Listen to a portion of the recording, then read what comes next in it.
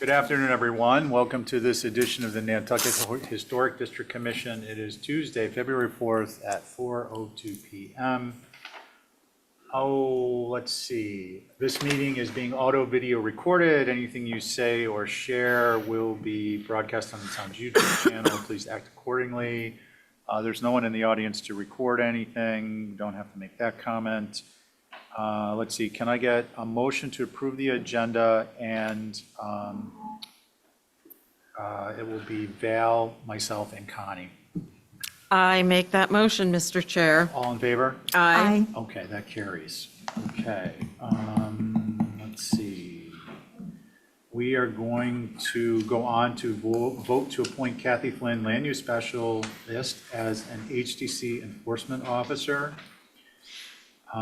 Is there some discussion on this? Val Oliver would like discussion, for the record. Does anyone have any questions on that? No. Okay. Val, I think just, again, for the purposes of expediting, it'll be the three of us here present. Okay. All in favor, say aye. Aye. Any opposed? Carries unanimously. I wanted to mention, it's not here, so, big breaking the open meeting law. The HDC turned 70 years old on the 1st of February. I saw that. And interestingly, February 1st of 1955 was a Tuesday, Well, I think that means we should, which is when we always meet. So, right. Yeah. I'm sorry, go ahead, Deb. You think we should have a, I think we should have the meeting at like the tap room or something. oh, yeah. Yeah, A celebrate. throwback to the days of yore. No, remember the select board always used to go there. Yeah. Okay, so we're going to go on to consents. I must recuse, Mr. Chair. Okay, I think what we're going to have to do is find out, first of all, who has to recuse? Val? Anyone else? I do not. Okay, and is Angus with us too? Yep. Okay, good. Hey, Angus. Okay, so the board will be me, is Abby with us? Me, Angus, Connie, and Joe. Well, we've got enough people, but consents are going to be difficult. I want to I'm just going to make a motion for expediency to amend the agenda, number 2 consents, number 15, 51 Myacomet Road is a typo. It is 51 West Myacomet Road. This is for a shed revision to a previous certificate of appropriateness. And can I get a second on that? And from Second. those here? Second. Well, no, you can sit on this one. Oh, I can? Yeah, because you're not. Okay. Yes, I. Okay, so all in favor, say aye. Aye. Okay, we didn't really need a second. Okay, so that was just to modify the record, and we can ratify that at the next meeting. Okay. Sitting on the consent approvals, again, is myself, Angus, Connie, and Joe. Do we have a motion? Motion to approve consents, 1 through 33. Thank you. On your motion? Aye. Joe? Aye. Angus? Aye. And I'm an aye. Okay, let's see. How about consent with conditions? Do we have any recusals? No? So it'll be me, Angus, Val, Connie, and Joe. Mr. Chair, excuse me, Abby is here. Okay, thanks. Just I'm bring her just going to over. go with this since we've I'm gonna got bring her an over. established board. Do we have a motion? Motion to approve consent with conditions. Thanks, Joe, on your motion. Aye. Connie, Aye. Val, Aye. Angus, Aye. and I'm an aye. Okay. Now we're on to signs.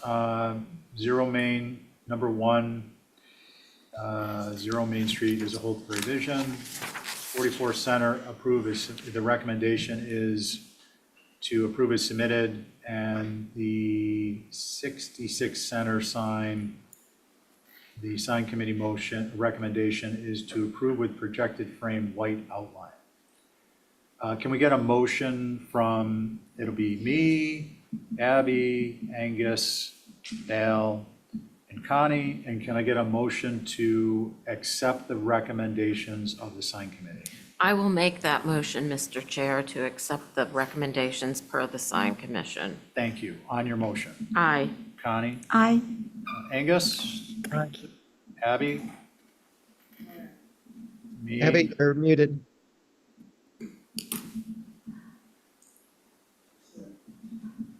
Okay, we got 4. We're going to move on. Okay. New business, 23 Ocean Ave, Is held. addition pergola is being held until March 18th. The applicant did provide the 2-week notice. Yes, he did, Mr. Chair. Okay, thank you. That's going to move us on to 75 Pocomo, and the board will be me, Abby, Angus, Val, and Joe. I don't see Matt Matt? McEachern. Matt's not with us online? No, All right, why don't we skip Matt's, got this in 100 Nantucket, which is the max. 300. Oh, there he is. Oh. So we're gonna skip Matt, and then we'll get back to him around 8. Matt, how are you? Good evening. Good afternoon. Yeah. Did you ask how am I? Yeah. I was gonna say, if you did, that remains to be seen. Hopefully, Thanks for asking. hopefully it's good, and whatever it is, it's temporary, good or bad. Yes. We need you guys, we're gonna get you jawbone, radios.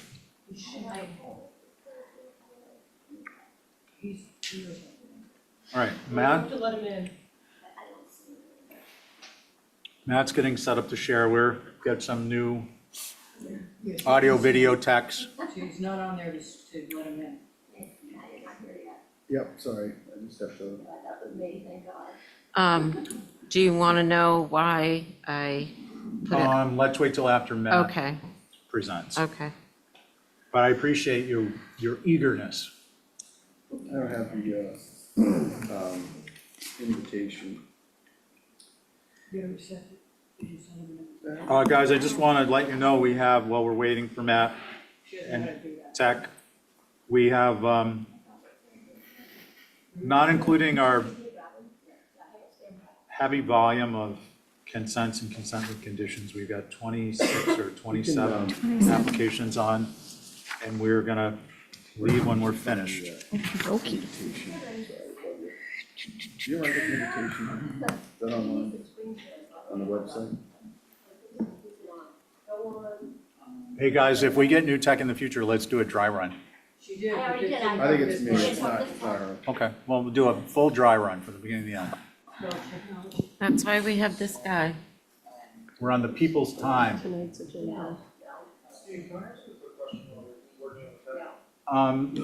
Let me come to the sidebar just so we're not having, I got a sidebar too. Oh, goodness. Yeah.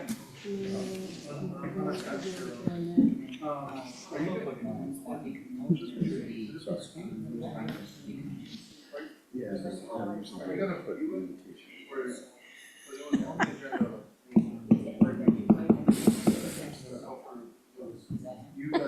So Kathy, you might be able to see him now.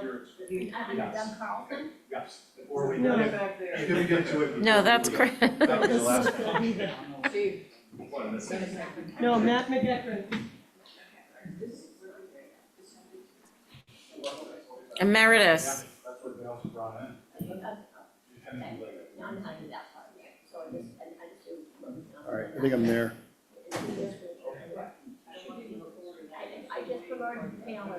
Touch base with me when I can think about that. Okay, folks, we're back. Sorry about that, Mr. Chair. Interesting little diversion here. Hope you all had a chance to use the restroom and refresh your popcorn. You ready? Yep, All right, Matt. says I can't share while the, Linda, please sit down. Someone has to stop presenting. me, I'm not on anything. Matt? It says I can't share because they're sharing. Kathy's gonna knock me off. Oh, no, she's a co-host. Yes, you have to go. They- Take me off. Came over to the right, he's all the way to the right. Go back over to the right. There he is on the right.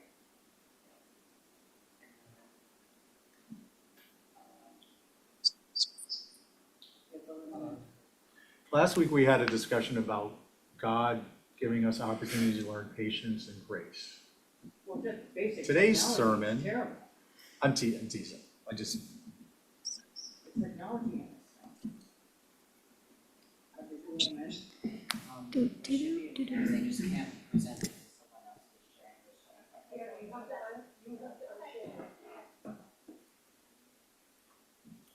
sharing this. The first, I actually also contributed to this delay by about 5 to 7 minutes, so I started it. I'm sorry, Matt, I can't hear you. I'm letting everyone getting the talk over each other out of their system. There you go. There we go. I got it now. Okay. Matt, please begin.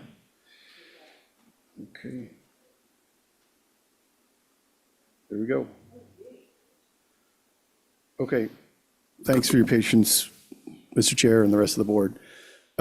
So this is an application for a guest house. So you have approved the main house, which is located here on the property, pretty far from the road. You've also approved Mirica Ahern's landscape plan, which included a sport court. It's basically a tennis court, not a pickleball. And then this structure is essentially the guest house. And what it is it's about a 450 square foot footprint, if you will, but it has attached to it and behind the primary mass, if you will, a series of like one-story open air additions. And so it's basically like outdoor living and dining. And it was intentionally put, behind the structure. Mirica's landscape plan, she's got the sport court was put on consent, I think primarily because she did a fantastic job of demonstrating the amount of existing vegetation between Pocomo Road and the site. And she's got a really pretty well-developed landscape plan. So the visibility of this, I think, is going to be fairly minimal. It's a fairly small footprint of ground cover. So I'll just run through the plans really quickly. You can kind of see here, obviously the basement on the left, but the first floor plan, the ground cover is limited to just this enclosed space here, and that's the 450 square feet roughly. And all of this is just one-story open space. On the second floor, we have a bedroom, so it is technically a guest house. And we've got this cut-in deck, but from the ground or elevation, it just looks like a roof plane, if you will. So for the elevations, you can see on the east elevation, this is what the structure looks like. We do have a drive-out basement below it. That is pretty well screened. It's below grade. On our elevations, we did, in an effort to not, sometimes if we don't show something because we don't think it's going to be visible, we don't want to appear as if we're trying to hide anything. So we showed the full drive-out basement on the subsequent elevations. But this elevation, elevation 4, I don't think you're going to ever see that first floor for sure. And the landscaping is done in a way where the retaining walls step down, and so we don't need railings per se around it, but it's a pretty well screened structure. I also have some perspectives just to show you what the structure would look like. Now, this is from the curb cut to the 75, which is the other property that's behind that. But this just gives you a pretty clear indication about what the structure is going to look like. Pretty much, it's a 1.5 story structure. The remaining portions of it are 1 story. We intentionally try to keep it fairly simple. All the trim details match the existing main house, and coincidentally, intentionally, we also match the trim details of 75, which is a separate property, but they're in common ownership. So we wanted to have a consistent language. This other perspective just shows another view that just shows the one-story additions. So with that, look forward to comments from the board, Mr. Chair. Thank you. Thanks, Matt. Does anyone have any questions for Matt before we begin? Okay. Val, you had this to review for consent.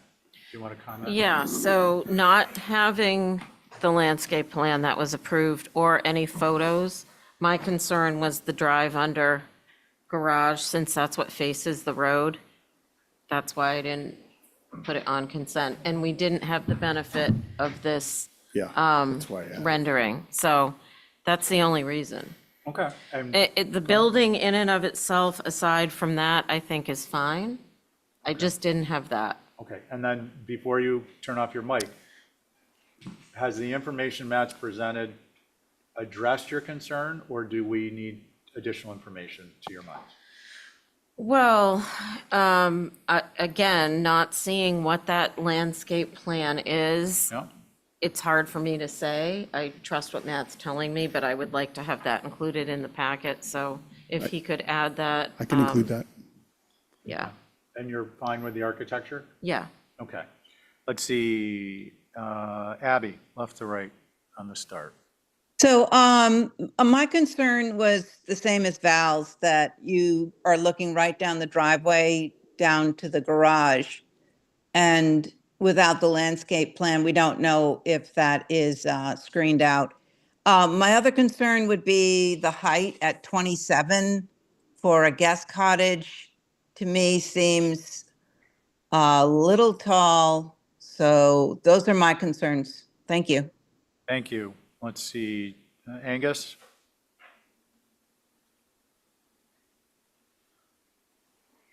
You're muted, Angus. Sorry about that. I appreciate the rendering. That helps. But I do think that we want to make sure that the landscaping would end up looking like the rendering. The structure, I was a little concerned about the height, the verticality, the narrowness of it. But honestly, it reminds me of a lot of the older structures along the bluffs. The only thing I think this elevation demonstrates it is that it kind of emphasizes how little is full gable as opposed to where that dormer is. So I would appreciate the dormer getting a little bit smaller, but I appreciate the relative simplicity of it. Thank you. Thanks. Joe? Yeah, I'm not sure I have too much to add. My concern was the visibility of this underground drive and then the 27-foot height. And I didn't know, well, the building doesn't look 27 feet tall. I actually questioned when I saw this whether or not that was dimensioned incorrectly. And not having the main house that was approved to understand how they relate hierarchically just was a little troubling. But I think if we have a landscape plan, if that tennis court or the sport court has been approved, then clearly there must have been some compelling evidence to give an approval. And I would think that it would be fair to say that this is approvable if that drive under garage wasn't visible. And those are my comments. Thanks. Matt, yeah, my concern is the height and also landscape plan. And this rendering is quite nice, but it reminds me of the one they showed us when they tried to get us to approve the wind turbines. Val? It's actually 2711, so it's almost 28 feet, Okay. just to be clear. And I think we need to give Matt some clear direction. Like, Matt, that's tall for a structure of this size and of a second dwelling period, so pretty substantially taller. And if you could look at the dormer, and so I think what we're looking for is a minor revision and to show vegetative screening that will be approved as part of the application. Sure, happy to do that. Val? In the past, when we had COVID and we weren't, all together, we were asking people to give us what the floor to ceiling heights were on elevation so that we have something to go by, so that would be helpful. Okay, and Matt, if it's not going to be a fairly, I mean, you know what the norm is for a second dwelling. If it's not going to be fairly substantial, the best bet is just include a cross-section, Sure, okay? you can do that. So get a motion to hold for minor revisions, and if we can't get a good height adjustment, cross-section, and obviously the vegetative screening. That's my motion. Okay, on your motion, Val. Aye. Joe. Aye. Angus. Hi.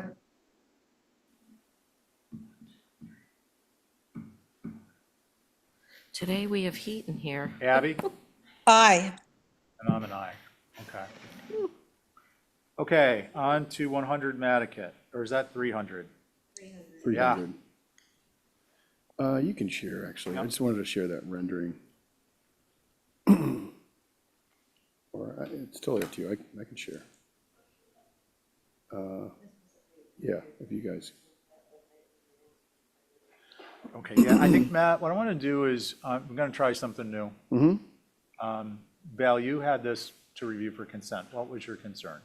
My concern really was mainly the height, but is that the existing height of the building? That is the existing. Okay, 'cause it's, sorry, Val, 25 foot is the height per zoning out there, so it's, if it's existing, so, okay, that's fine. And then things like the roof walk with the 3 posts and the post bisecting the gable, I thought we could eliminate the post. But all in all, I think it's fine. It was just some little things, and I wanted other people to weigh in, so. Okay. Sure. So Matt, with that in mind, I just want to revisit, because I want to start doing this with, for all of our benefits. Consent is defined as a member has determined reasonably that a majority of the rest of the members would deem the design appropriate. Maybe not perfect, but appropriate and passable. So with that in mind, Val, you had some very minor comments and I got squared away. Matt, please go ahead. Sure. So thank you. So just to give you the quick summary, this is an existing structure. If you look at the site plan, you'll see that there's kind of a T-shaped center mass. And so the intent here is we are keeping the existing structure. We do want to pick it up and slide it over on the site. You can see that the existing footprint is indicated as with a dashed line. But basically, the massing schematic of the main body of the house is staying intact, and then we're doing 2 additions to it. That's the general gist of it. The existing structure has second-floor decks that are not cut in. And so basically, our approach here was to take the existing body of the home and then adjust fenestration. We added a front wraparound porch to drop the scale of it. And then do 2 secondary additive masses, if you will. So that's pretty much the gist of it. So I think, any of the adjustments that Val has made, suggested, i.e. Potentially going to 3 posts as opposed to, well, actually, sorry, 3 sections as opposed to 2 sections. Happy to do that. Really, any other suggestions you'd like to make, we're amenable to those, certainly. Thanks, Matt. So it's me, Abby, Angus, Val, who's spoken, and Connie. We would like to just state concerns, and I'd like to try and move through these quickly unless we need to stop for discussion for some. Joe, or I'm sorry, Connie. Yeah, I was gonna say, I can go. My concern, again, is only that roof walk. If we could, put the 3 posts in, then, I mean, Take away the middle take away the post. middle, right? We're happy to do that. Yep, then I have no good. other concerns. Thank you. Thank you. Angus? Yeah, the same with the roof walk. That railing is atypical too. The baluster of the second floor balcony with the sort of heavy, almost shingle and trim detail above the balusters. Yeah. We can send that. And so this is the addition to what's existing, right? So, Correct. and this is what faces the street. So the concern, I think I would be more comfortable with this if it were shingle across, and it would read more as the window on the second floor rather than a balcony and a French door above the front door. But that's my only other concern. Thank you. Okay, thanks, Angus. Abby, Nothing to add. so you're equally concerned about all that? Yeah, I was concerned about the height, but I didn't realize that that was the existing height anyway, so. Okay. So, Matt, my only comment at this point would be the rail, either one or the other. So if you, I don't mind the shingle with an open balustrade, but the adding this detail, I think, isn't going to wash. So if you wanted to go shingle or shingle with an open balustrade, that would be fine with me. It sounds like there's not much to do here. I would motion, I think I could make a motion, Mr. Chair, through staff, How about or an Exhibit A. Oh, magical Mr. words. Chair, could I add one thing? Yeah. I would be inclined to just make it baluster on the front if the board sees that, agrees with that. And before we go further on that, the detail on other structures on the house are, other structures on the lot, rather? They all match. Maybe, is They're that the question? currently all baluster? Actually, there's no other second floor decks. Okay, so I just wanted to understand, so this wouldn't be a new element, okay. Val, are you good with that in your motion? I can try, sure. Okay, go for it. Motion to approve with the northwest elevation, second floor balcony, being all shingled, Or, and taking the middle post out of the roof walk because of the way it bisects the gable. And that's my motion. And Val, can we have an option to do the all baluster or all shingle, or you want it to be all shingle? I'd prefer it all shingled. I think it keeps it simpler. that's fine. Matt, are you Yeah. accepting that, or do you want us to be? Yeah, that's great. On your motion, Val? Aye. Let's see, Angus, Aye. Connie, Aye. Abby, I, Tom, and I. Thank you very much. So next up, it'll be regular members and Joe. And we are on to 10 Marble Way, Lot 2, new garage. Hey, Chris, good evening, good afternoon, rather.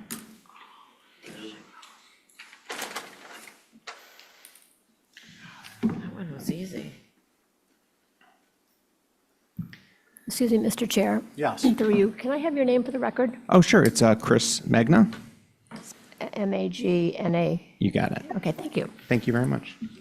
All right, Chris, we've seen it. Let us know what mods you made, right? Is this one no, this is No, a new this is business. We saw the streetscape. Yeah. So just to kind of, so I don't want to take too much time. So last week we came in for the initial, which was Lot 5 Marble Way. So to kind of go back a little bit on what we're dealing with, it was Marble Way was consisted of 6, 8, and 10 Marble Way, and we have there was an A&R subdivision that became 1, 2, 3, 4, and 5, and 6 Marble Way. This is where the existing Atlantic landscape it was showing.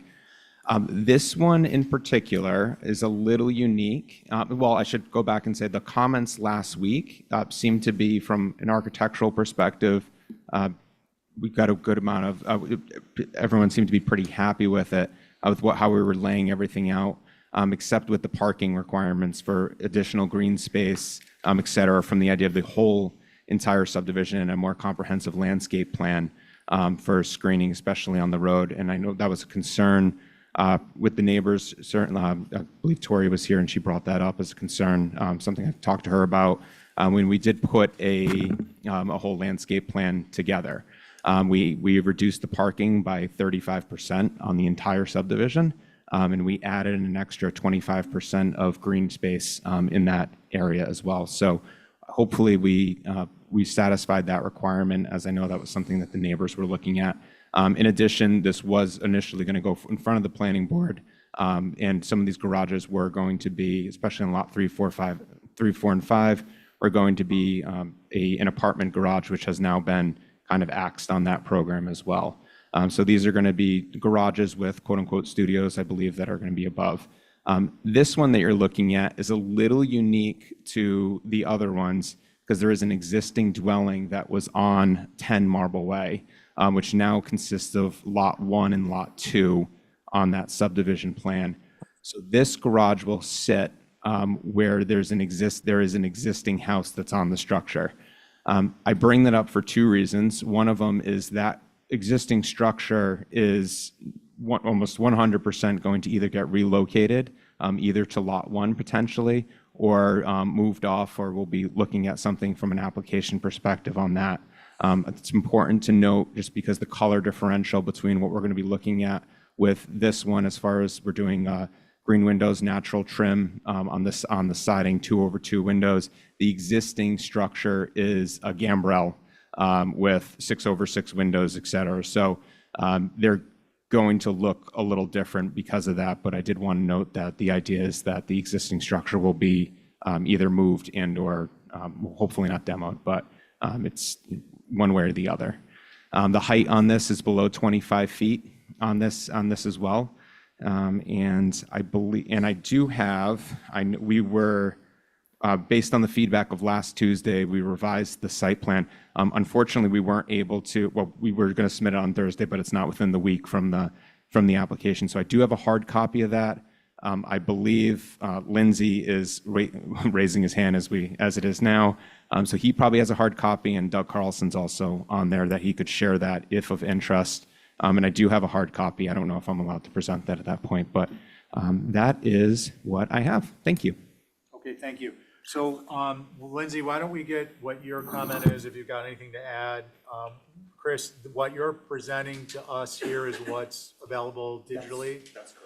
Okay, so let's make that noted, and then we will proceed from there. Lindsay? Yeah. Hi, can you hear me? Yeah. Cool. Yeah, I mean, this lot, this garage is at the very back of the lot, so I think the existing structure does a good job of hiding it. But to Chris's point, we will obviously be doing something with the existing structure. I mean, I don't know if it's happening right away, but it's either gonna rotate and we renovate it, or it move off and move something else on or build something new. But I think like it's going to be set pretty far back on the lot. It's in the very back corner of the lot. So I think, it's kind of tucked in there. And I don't know if the visibility, especially with other structures there, you'd see it much. Okay, thank you. Do we have, can you go back to the site plan, but just zoom out just a hair so we can see the full lot, in case there's people who are at home. Do we have any abutters? No, Mr. Chair. No hands raised? Nope. Okay, myself, Abby, Angus, Val, and Joe, concerns, anyone? I have nothing. I think it's appropriate, it's cited appropriately, and knowing that something's going to change on the house that is associated with it on this site, which will never be visually differentiated from all of them together, because you don't see where the property lines are. I think it's appropriate. Okay, thank you. Let's see, Joe? Yeah, I have no concerns with this, and particularly because of the location. Not that it's an unattractive building either. My previous concerns about the garages were when they were at the front of the street. So no problem with this one. Thank you. Thanks. Angus? Nothing to add. Thank you. Abby? Yeah, I've got a problem with the whole landscaping of this site and how sort of how unnatural it is to the landscape in a sort of a multiple zoning area. And I think most of this project looks sort of shoehorned in and just maxed out. And I've got a problem in general with the whole development. Okay, do you have anything specific on this structure? Well, it's hard to talk about it without talking about the landscape, but the architecture of the existing building is fine, but the way it's been sectioned off, I just don't think it's appropriate to the neighborhood. Okay, yeah, I want to pin that down, that's all. Yeah, it's just hard to talk about one without the other. Yeah, no, I get it, but we're doing them, we're doing the set, but we're doing them individually too. Okay, so that leaves me, and we're looking at the garage structure or the structure behind, at the back of the lot on lot number 10, correct? Correct. My concern is one that a story and a half structure basically doesn't, at 25 doesn't drive the other structures that are two-story up too tall on a relative basis. That's number one. But I think that this is, given it's towards the rear of the lot from the street. I am a little bit concerned about the width overall, and I think that if this were, sorry, I'm having a problem downloading.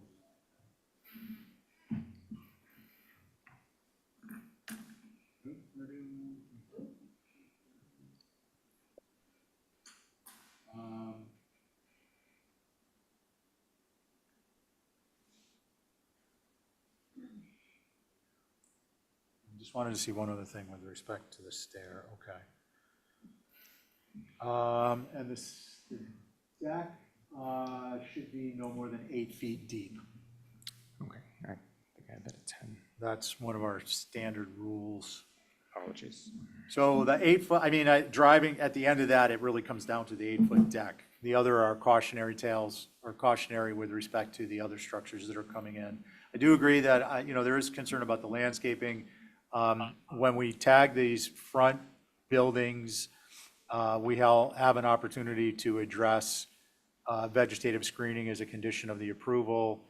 And it's unfortunate we couldn't get driveways that are a little more serpentine to hide the alleyway configuration, but there is, I think, room for some street trees or specimen trees within the property itself that we'll be able to address when we go forward. Having said, do we have a motion on this? And hopefully it will include that the rear deck be no more than 8 feet. I'll try. Yep. I'd make a motion to approve as submitted with the deck being 8 feet Versus 10? versus 10. Okay, on your motion? Aye. Let's see, Angus? Joe? Aye. Aye. Sorry. Thank you. Angus? I'm a no for the reasons I said. Yep, for the record, Abby's a no. Okay. All right, we're gonna move on to 6-8 Marble Way Lot 2. And we're gonna have the same board.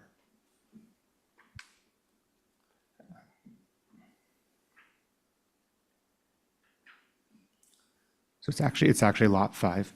Lot 5? Yeah. Did I misread it? It says Lot 2 on the agenda. 6-8 Marble. So that board, can we get a motion to amend the agenda, and we'll ratify at the next meeting that this is 6A8 Marble Way Lot 5 versus 2. Val, Sure. on your motion? Aye. Abby, Aye. Angus, Aye. Joe, Aye. Tom, and I. Okay, thank you. Okay, Chris, when you're ready. Okay, great. So this one is the garage is kind of set in the back. So again, this is lot 5. Garage is pretty much as far back as we could on the property. You'll notice on the new landscape plan and versus the old a little bit more, where you'll see we added a lot of additional landscape based on our feedback with lot 5 on the dwelling. What you're seeing on just Mr. Chair, just so you know, what you're seeing on the screen it wasn't the updated ones because we weren't allowed to submit that. So Doug and or Lindsay, I believe, do have that. but we added an extra. We actually pushed the duplex. I know we're not talking about that one right now, but the front property, we pushed it another, I think it was about another 8 feet off the property, and then we added an extra 15 feet in the back of just greenery. It was pretty much the maximum we could do to add as much as we could to be able to get some sort of driveway towards the back garage line. We tucked the garage as far back into the corner as we possibly could. I truly believe between the 3 driveways that are even existing, or this one, you're not even gonna really see the property. Again, kept it a little bit under 25 feet. There is no rear deck or anything on this one, totally different type of structure. You're just gonna have a small access to the second floor, but that's about it. This one tracks with the existing building, which is a black window sash and a natural trim on the trim boards and a black roof. And that is about all on this one. And I will say one thing on this. I know Joe didn't sit on the board last time, but he had made comments, which was great because he's going to be sitting on this one. He mentioned maybe some garages being eave forward versus gable forward.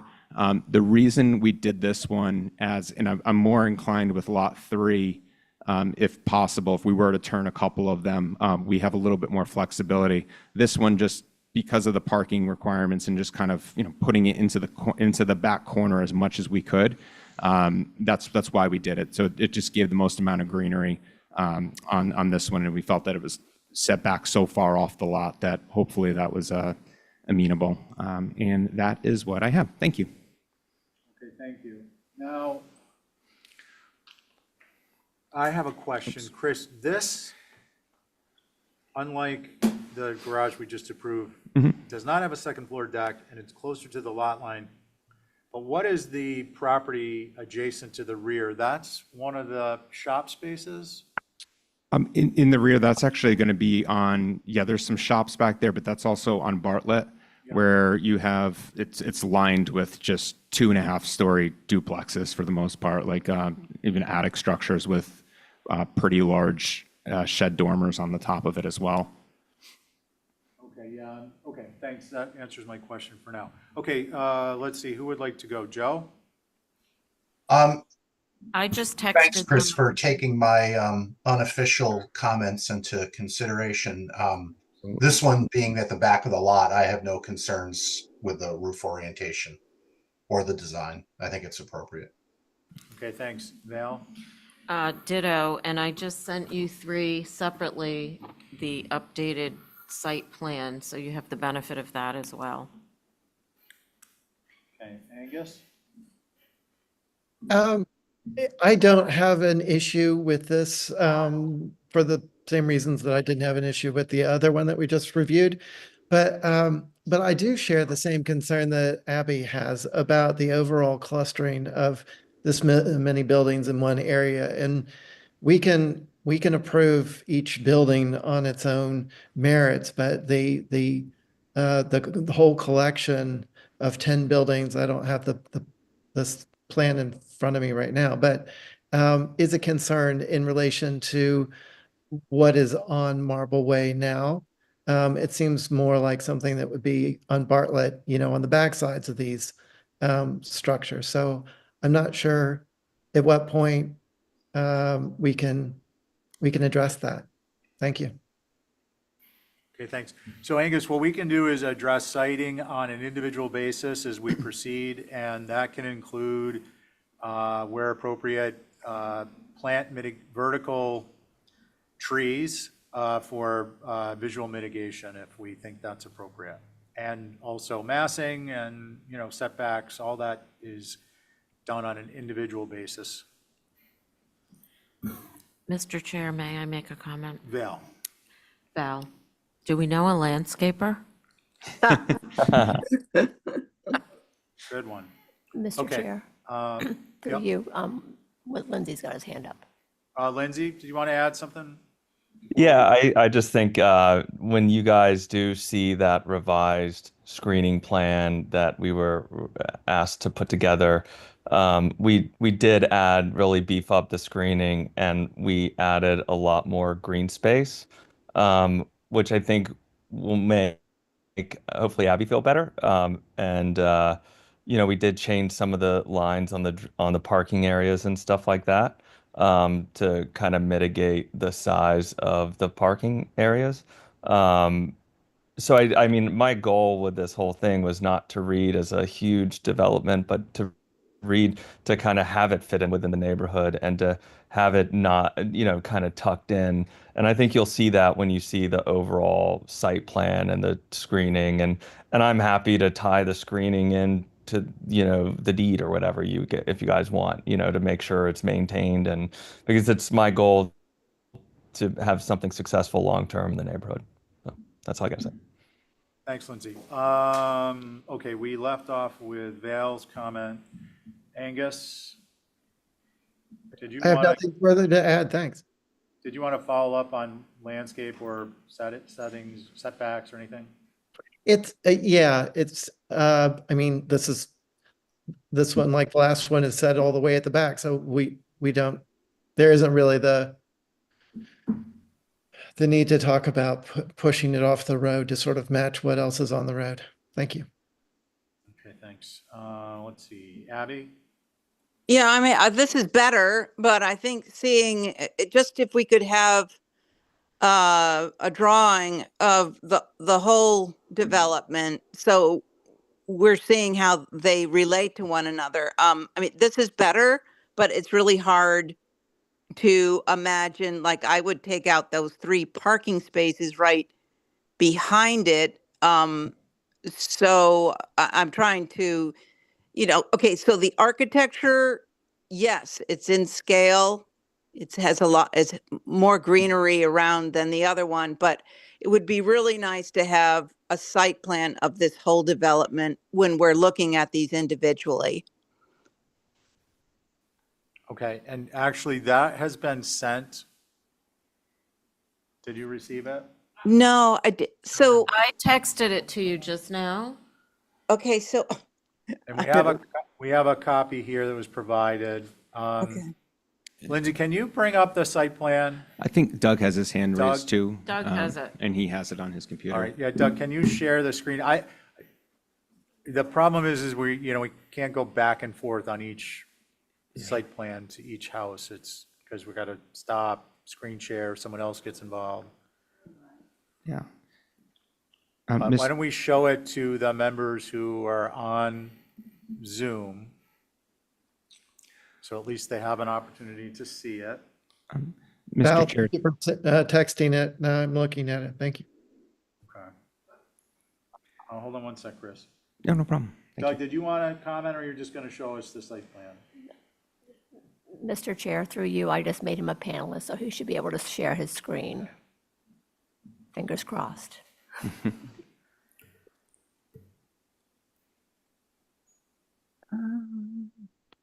Here we go. Woo.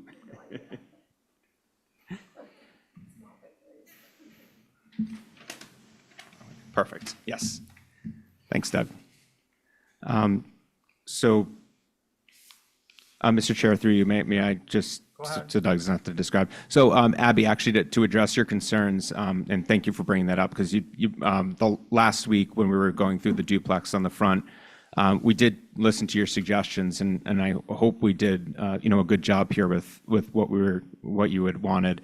So to your point that you just made, we actually did take out those parking spots in the rear, and got rid of the one. Well, we're showing the ones in front of the garage, but it's a garage door. So just to really show that more than anything else. But you'll see we actually have just the 4 spots, and we added a whole landscape area in the back now. So for greenery. So if you look at the previous plan versus this one, I think I believe it was a reduction of almost, I think it was 45%, if I'm not mistaken, on the parking, and added that much more into greenery and screening. So hopefully that does address your concern on that one, and we appreciate your feedback on that too. Thank you.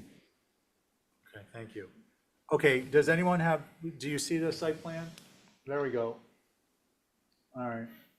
Now, the one we're talking about currently is the one that has the red bubble. I would make a motion to approve as submitted, Mr. Chair. Well, hold on, I just want to make Oh, sure okay. no one has any they've seen the site plan, and if they have comments, they can make comments on it.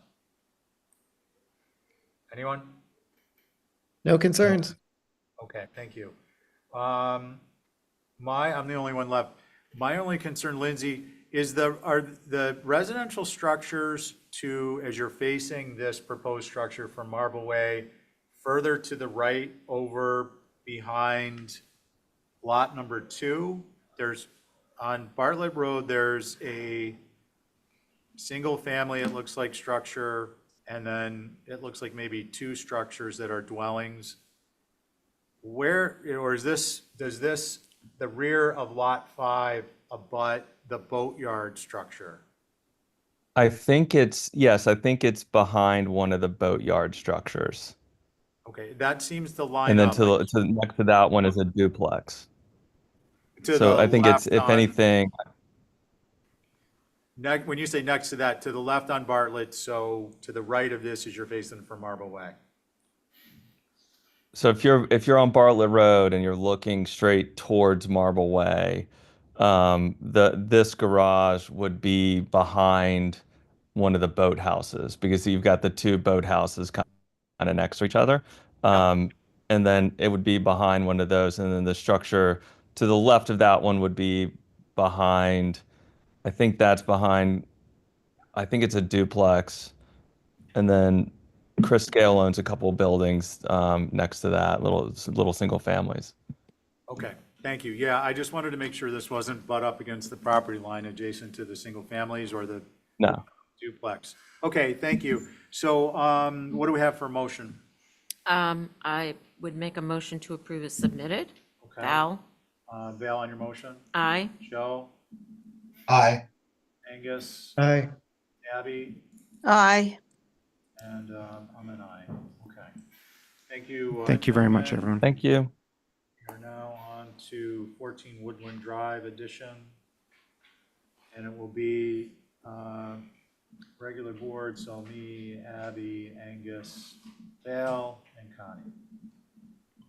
And is Uri. Uri here? Uri here? I do We not need to see get him rid of Doug. in the queue. So let's hold those. We'll skip numbers 6 and 7, 14 Woodland and 6 Sleepy Hollow respectively.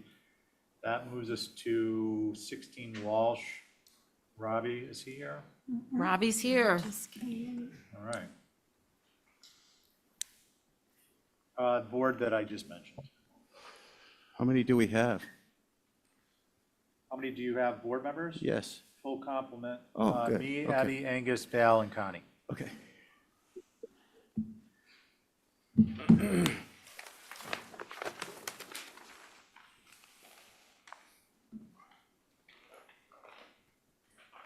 Is this the one we just did? No, that's the one.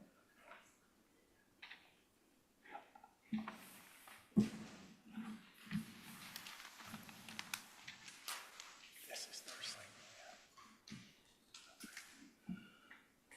Okay. Ready, Robbie. All right, I suppose, could we scroll to the site plan, please? We'll start with that. And this is, if you guys remember, it's it's one of the 2 newly created lots on the corner of Walsh and East Lincoln. And if you could keep going, please, to my site plan. That's the survey. Oh, that's all your information. There you go. Can you spin it to the right? Great. So this is, thank you. So this is the, obviously, the inner lot, the one that's going to be addressed on East Lincoln.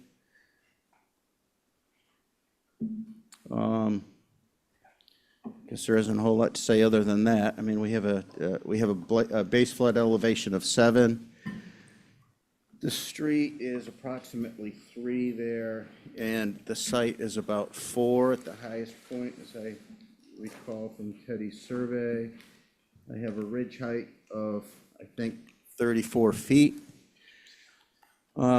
which I'm happy to move around, but I'd like to start with considering that as the height. let's take a look at the elevations and see what we need to do. And is there anything you want to walk us through, or you're Not, handing it back to us? not really. You know, there's the front elevation. The top drawing faces East Lincoln. Okay, the next one down faces to the east. A lot of it is pretty much hidden behind that front facade and the neighbor to the next door, I believe.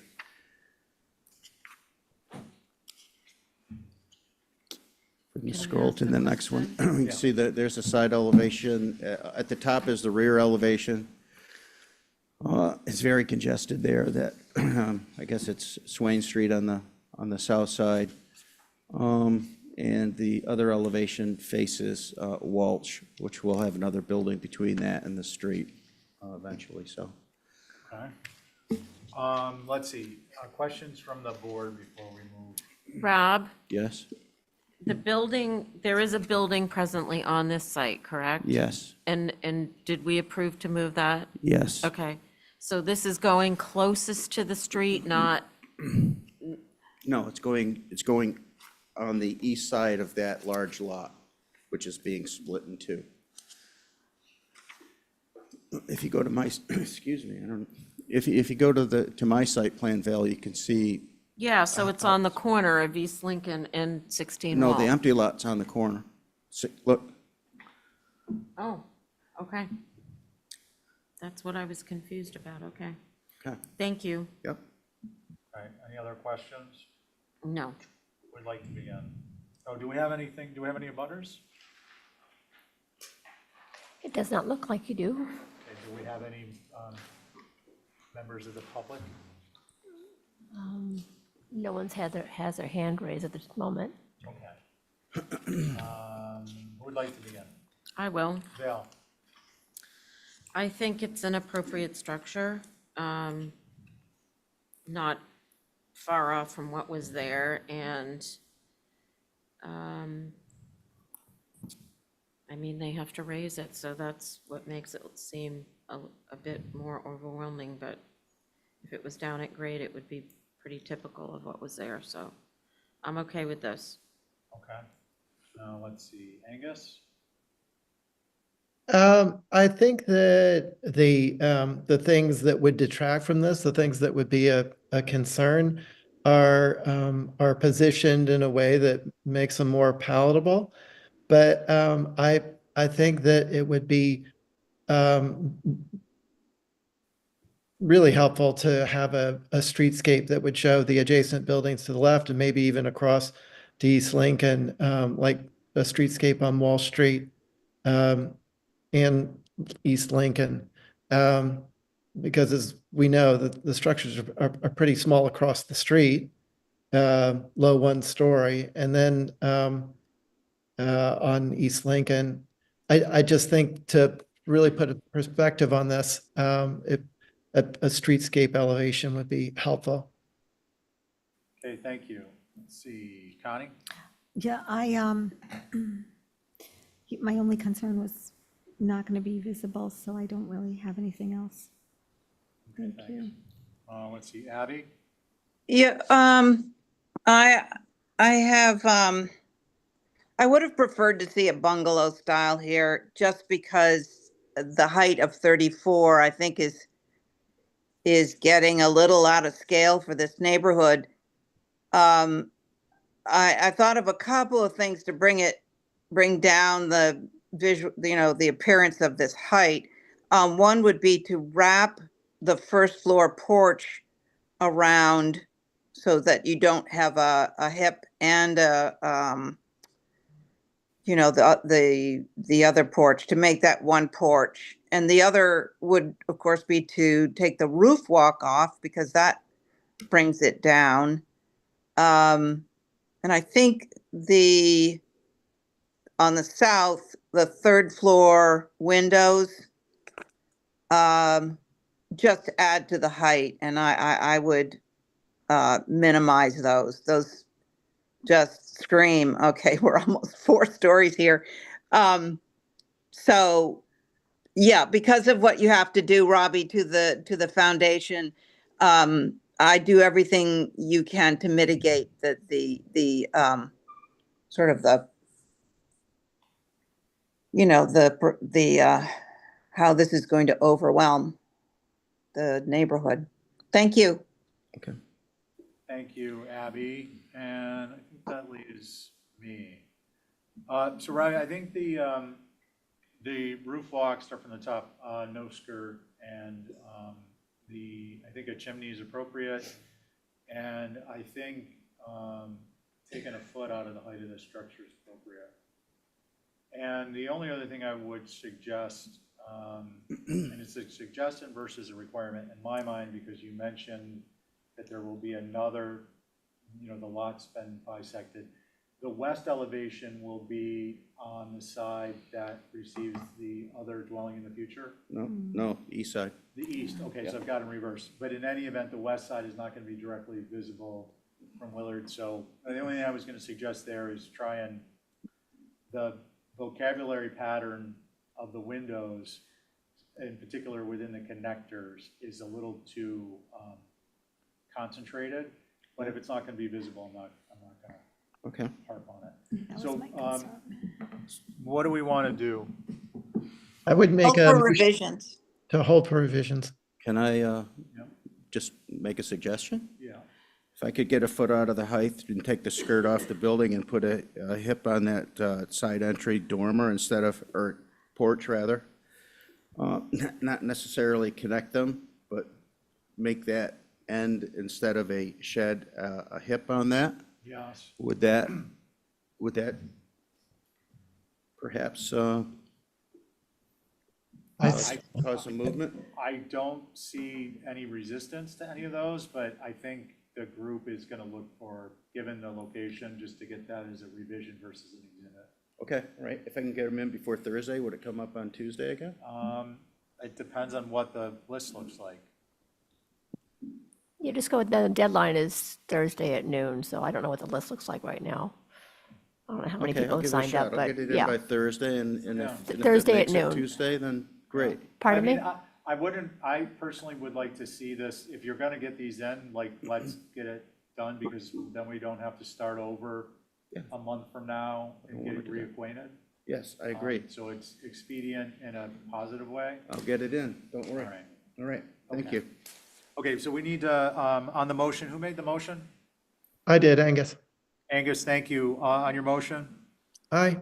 Abby, Aye. Connie, Aye. Val, Aye. and I'm an aye. Now we are on to Two Pilgrim LLC, 15 Pilgrim Road. Sophie, is Sophie with us?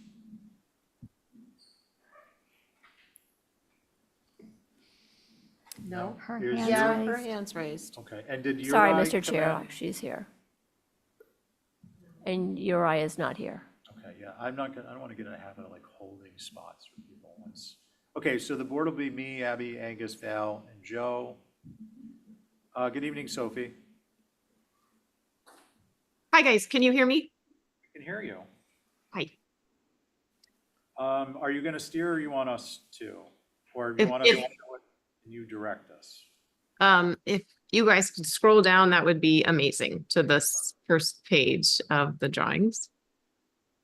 Yeah, this is great. So this is almost a triple size lot in R1, and it's on Pilgrim Road, the dirt connector. It's the lot that's right at the corner. And the main house that we're proposing here is just over 2,500 on the ground. The south elevation is the front elevation, which is the one elevation that you would see from a public way. So that's the one in the top left of what you guys are looking at now. The highest ridge is proposed at 28 feet 4 inches, and then it cascades down or telescopes down to 22. And then that lowest one on the left is 16.6.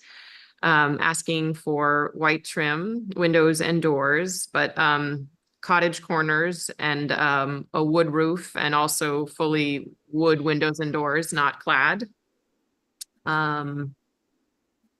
That's what I have. Okay, thank you. Okay, let's see. Any questions for Sophie? Who would like to begin? Oh, I have a question. Sophie, you proposed a grade change of between 0 and 1 feet Hmm. elevation. Is there a topographical or a geological necessity for that, or what's going on?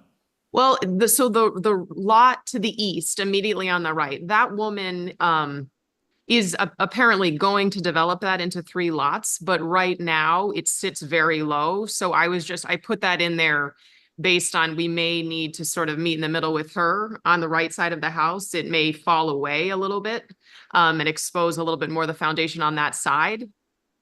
But I'm not sure exactly what she's going to do. You know, we want to obviously have our foundation above the street by a little bit, you know, sit as low as possible, but not have like a drainage problem, whereas she sits really low.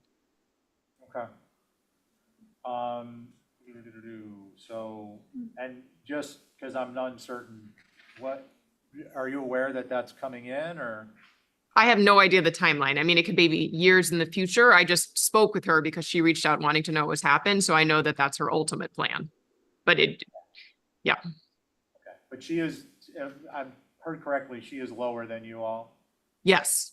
And she's lower than anyone on the street, really, because the to the right of her, both of those properties also sort of leveled up to the road, and she sits lower than anyone on the street on that run. Okay, so it's safe to assume that if we set the height at, for instance, no change in existing grade, then she's just gonna work up to your height, versus if we allowed a 1 foot increase, she's gonna have to work up to the existing plus 1 foot. Right? Correct. Okay, thank you. Just want to make sure I understand. Okay, who would like to begin? I've got a question, Mr. Chair. Sure, Abby. On the corner of Pilgrim, the Pilgrim makes a corner. On my site plan, there's already a house there. Is there a demolition happening here? So Abby, I can answer that. So if you see in the photo right below, that house was torn down, I think about a year ago. There is no longer a house there, but the town map still has it there. All right, terrific, Sophie. Thank you for that. Abby, do you want to begin? Yeah, I thought this was quite appropriate, very nicely designed. My only concern, I think there was an abutter or a neighbor talking about the scale. But there's so many of them, I'm not sure. And I just wanted the opinion of, is this house and the buildings on this lot, is it appropriate to the neighboring houses? Otherwise, I think it's a very nice design. Thank you. Okay, thank you. Let's see, Angus? So I've been down this Pilgrim a number of times in the past year or so because of applications down there. And things are low scale, set behind landscaping. There really aren't clusters of buildings. And my concern in the overall scope of this is that it's a large lot, but it's getting filled from end to end, really. And it's on a corner, so it makes it more, anything is going to stand out more there. You're going to have more of a perspective of it. The individual details of the fenestration, the trim, the details of the building, I think certainly fit into the neighborhood, but the overall scale and how much is proposed here, not just in the main structure, but the other structures combined with it are a concern. The overall height is, there really aren't 2-story houses along that road, and this reads that way. And with that front center gable, and then the adjacent mass to the south of that, or I guess it's the east on looking at the south elevation. It's barely set back from the front, so it's really feeling like a larger building than than it otherwise would. So my concern is the overall mass development and the height of this central mass. Thank you. Thanks, Angus. See, Joe. Um, I appreciated the variation in ridge lines and how the structure is broken up. And I thought that the gable forward made a lot of sense because that reads as the primary elevation. I think if the masses that are flanking it, if they stepped back a little bit more, that might help to mitigate the feeling that it's one massive structure. I'm trying to piggyback on what Angus said, but I mean, overall, I think that the use of the cottage corners and the rafter details gives it a nice sense of scale. I think those human scale elements go a long way towards personalizing something, especially when it's this close to the street. And Pilgrim is definitely a context that's been in flux for 10 plus years. This does feel appropriate as a house for that neighborhood. I do share Angus's concern about buildings being spread left to right across the lot, but this as a separate application, a standalone application, I feel is appropriate. Thanks, Joe. Val?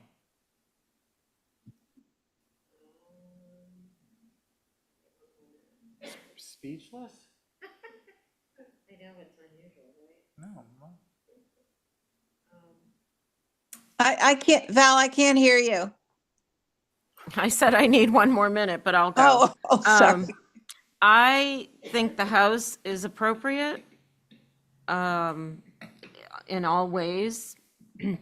I'm not going to disagree that collectively the buildings on the site aren't too much, but this as a standalone structure, I think, is appropriate. And I agree with Joe, it has been in a state of flux, and it started with Pilgrim Court getting redeveloped, and it's sort of accreting down the street. And this does not seem out of scale next to what's been constructed there. So I think it's a beautiful house, and Sophie always does a good job. Thank you, Val. Okay, I agree. Sophie always does a good job. Sophie, so my thoughts on this are that I know we're reviewing only one, but subject to some height changes, I think the other structures on the lot are appropriate, or could be appropriate. I think the design overall is appropriate with respect to fenestration, massing, so on and so forth. At 28, the main mass, I think, is what, 28 something? 24. Yeah, I think that needs to come down like at least 9 inches to a foot. And then the secondary mass to the right as you're facing from Pilgrim would obviously come down proportionately. And then the other masses less so. I think for me, that would mitigate shifting the secondary mass on the right facing from Pilgrim and the tertiary mass to the far left facing from Pilgrim, shifting those back if the height came down. Otherwise, I think it would be appropriate to shift those back at least a few feet. Again, secondary mass on the right and the tertiary mass on the left. So it sounds like you've gotten a variety of feedback. Most of it's supportive, but I think we're going to be looking for some revisions. Okay, may I ask a question? Yeah, please. So I know you guys don't have a ton of extra time that you're not already giving, but having worked on this road for like 10 years, I would just say, just to reference it, like, do you guys see the house in the background of that photo below the locust map? No. If you can zoom in on that, that's a house that is actually taller and like lot line to lot line on a lot that's, you know, 1/3 the size. And then if we go out to the locus, the three properties immediately to the right of this, those structures, I tried to come in actually lower than those, even those are on 5,000 square foot lots. Those are gable forward, you know, very, very tall structures. And it's also the shortest of any of the houses I've designed on this road, of which there were 5. So not that I want to disagree with what Angus has said, but just you know, intentionally actually did try to scale it down, knowing that it would be close, but it actually is shorter than things that are around it. So just wanted to say that if that impacts, I will definitely, you know, take it down, but I wasn't trying to go taller than anybody else on the street, even people's properties that are 1/3 the size. Mr. Chair, Yeah, I just wanted to reiterate what you said, because I really agree that if this came down about a foot and proportionately the other additive masses, because it's on a corner, I think it's a high profile, and I would concur with that path, because I think it is going to be very pronounced on that corner. Thank you. okay, thank you. And Sophie, you know, what we're gonna do is we're gonna hold for revisions and we're gonna add it to our view list. Okay. Okay, and then that gives you, just keying off your comments. And then I just want clarification, the structure that's shown in the image, on the locus map, which structure is that? The one, So that is if we take away, see how the blue horizontal line, you know, the house that no longer is there. yeah, The next house up that you'll see on the locus is that house that you're seeing in the photo. okay, that, on lot 19? Correct. And then if you move to the east on Pilgrim, within, I believe, the tenure of most of the people on the board, there are two very tight lots, which if you guys were checking out the height on those, Chris Fumara did kind of a development, yeah, right where the cursor is, which probably addressed 11 and 13, maybe. Okay, yeah, to the left of 9A and B. 9A Right. and B, pretty Yeah. tight. Okay, good. So that's helpful information. Let's get a motion to hold for revisions and put on the view list. I'll make that motion. On your motion, Val? Aye. Let's see, Joe, Aye. Angus, Aye. Abby, I and I'm an aye. Thanks, Soph. We're gonna do the next one, right? Yeah, the guest house. So may I make a comment? No, Oh, okay. not yet.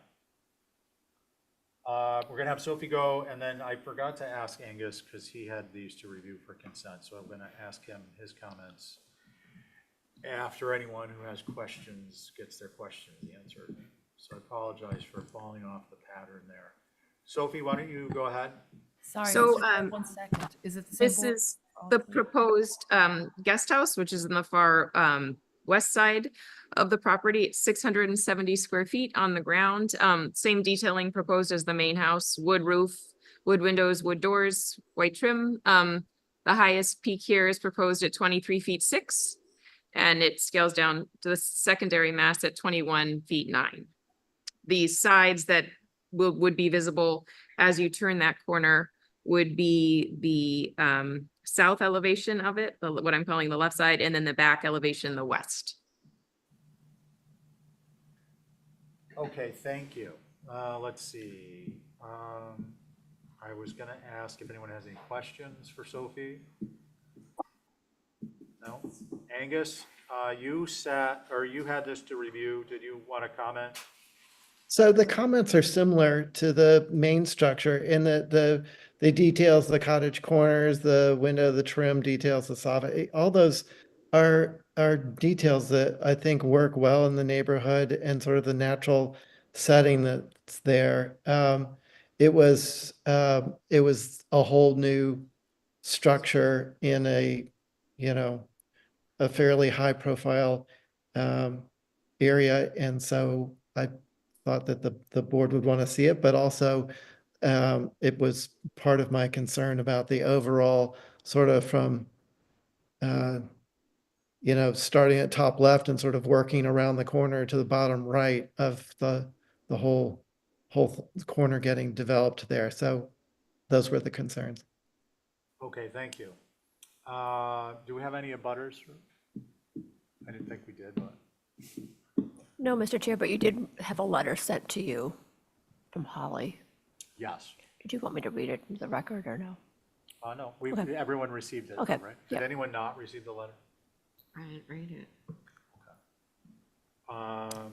Okay, so yeah, just so the idea there is we get an opportunity to preview and consider comments in advance.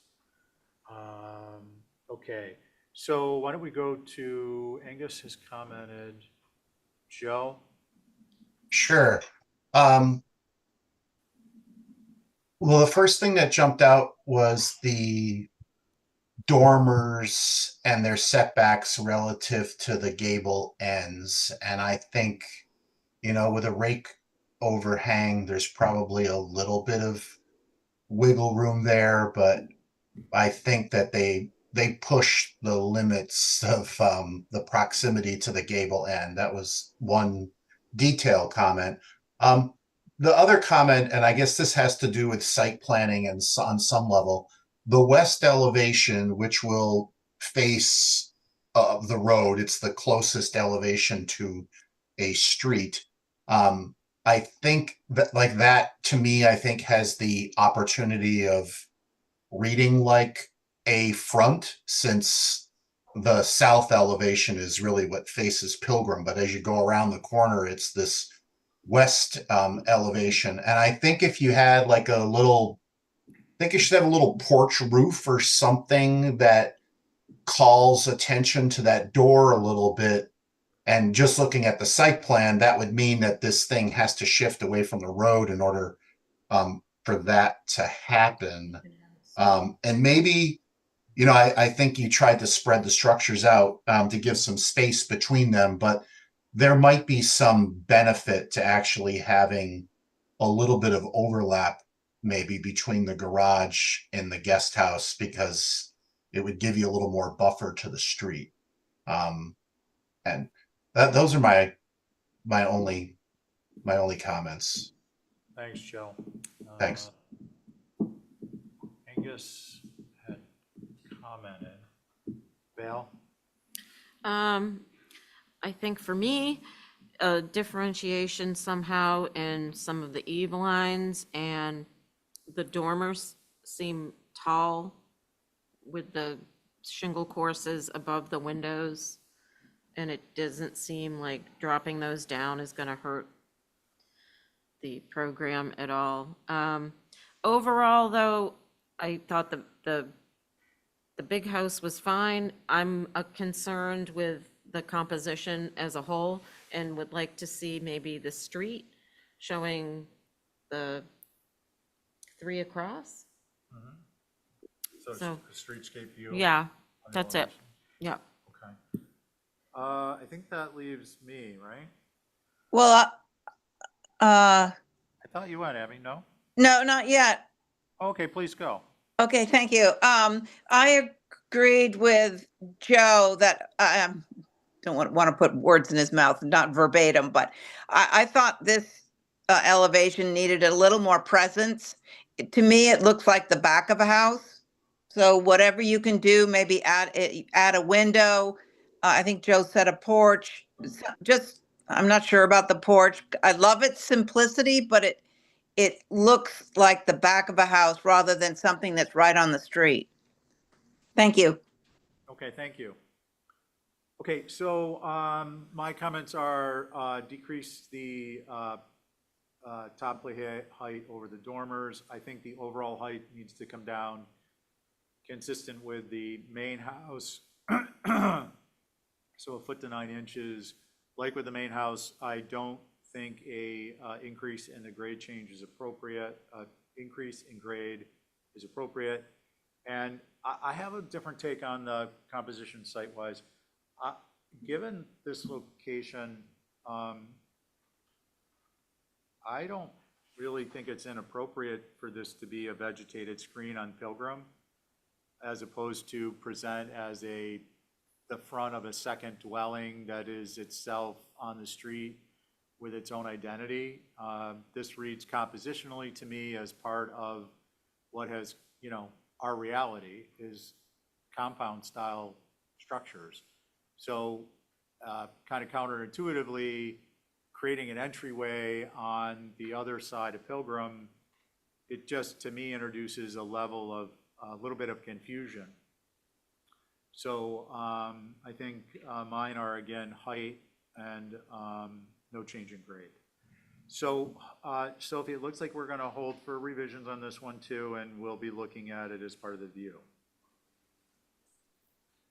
Do we have a motion? I'll make that motion, Mr. Chair. Val? Thank you. Oh, and Sophie, I meant to mention, I know it's, chimneys would be nice. Okay, on your motion, Val. Aye. Angus, Aye. Abby, Aye. Joe, Aye. brings us to the studio.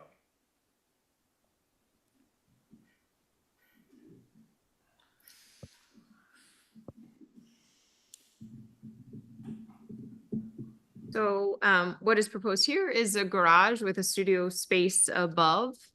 The south elevation is what you would see from Pilgrim Road. Being proposed 588 on the ground, height of 22 feet 11 to the highest ridge, and the secondary ridges are drawn at 17 feet 7. Same detailing as the other structures. Angus, should we presume same concerns, or do you want to add something? Yeah, pretty much the same thing. I appreciate those little dormers. I mean, with I've forgotten who it was. Maybe it was Joe, or you, Stephen, about lowering the eave so that there isn't any wall area above the windows on the dormers. But with that effort of just the little dormers from the front, from the street, it's I think it's going to read like a shed dormer that's going end to end and starting almost at the end. I don't think there's enough setback of the dormer from the street side. But I think with the way that the massing is stepping down towards the west from the main house, that then this gives a little variation of them popping back up again. I would be happier with it being lower, but I think overall at 22, it's not bad, but I would push the dormers away from that south gable. Thank you. Excuse me, Joe? I was going to say that I have nothing to add. I think the only thing I would add is that, but I don't know if this was mentioned before, a streetscape that shows the buildings all together. And the reason why I mention it here is I like the pent roof. I think the pent roof's appropriate facing the street and it breaks up the verticality. But I question whether or not the ones on the ends, if they're reaching too much towards the other structure or if they're necessary. I think when I look at the east elevation, it looks appropriate. And when I look at the west elevation, it looks appropriate, but I don't know if it makes the building feel a little bit too wide on here.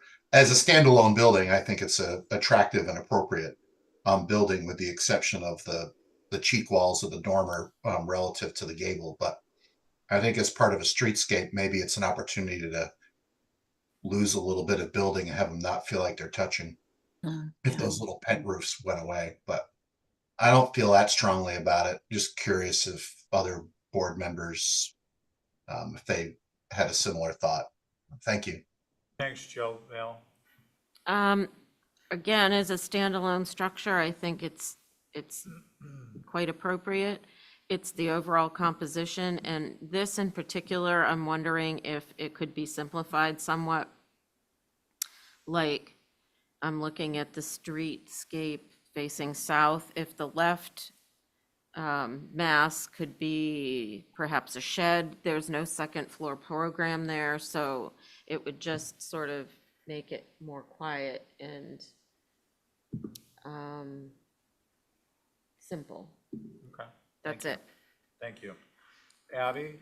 Yeah, I think unless I got this wrong, the application says the doors will be white. I think that's going to be a little loud. And if they were natural to weather, I think that would work better. And I'm just wondering, why do we have like two sets of garage doors? I think, like one is plenty. And then the scale of this building, so it's not competing with the main the main building.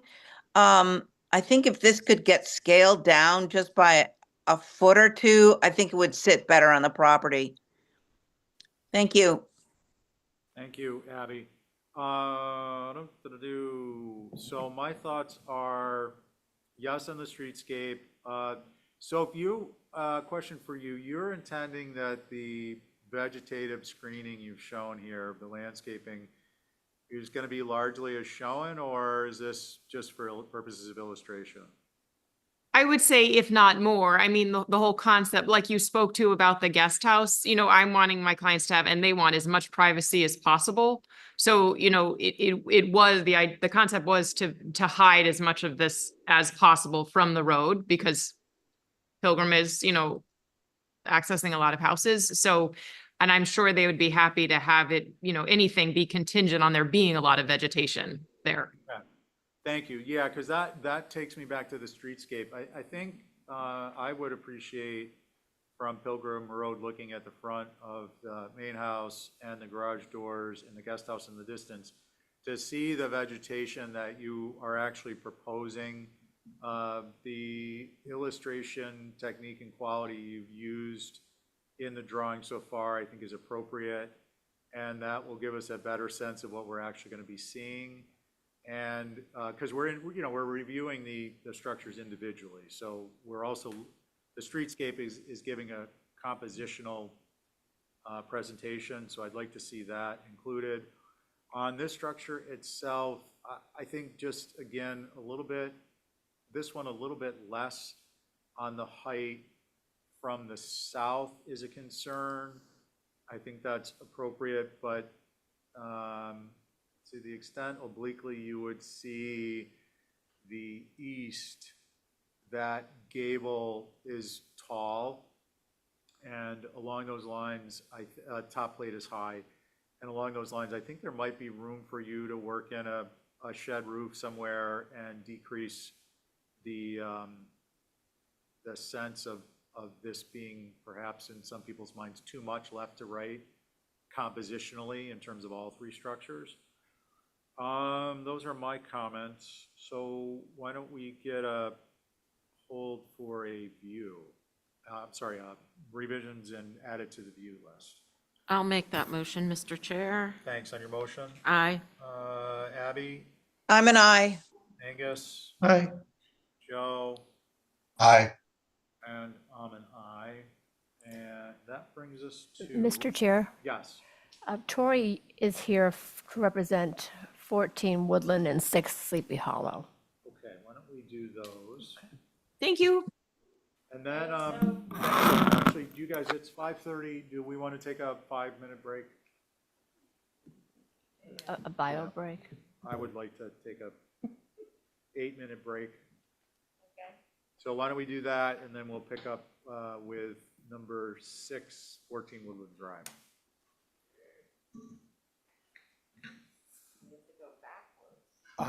And I just got a text, Kathy.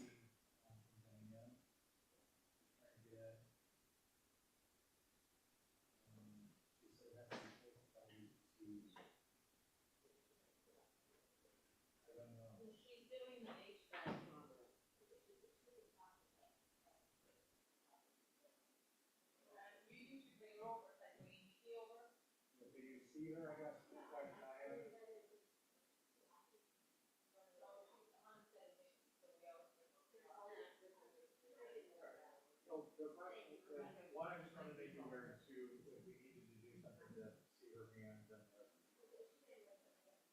Okay. You're up.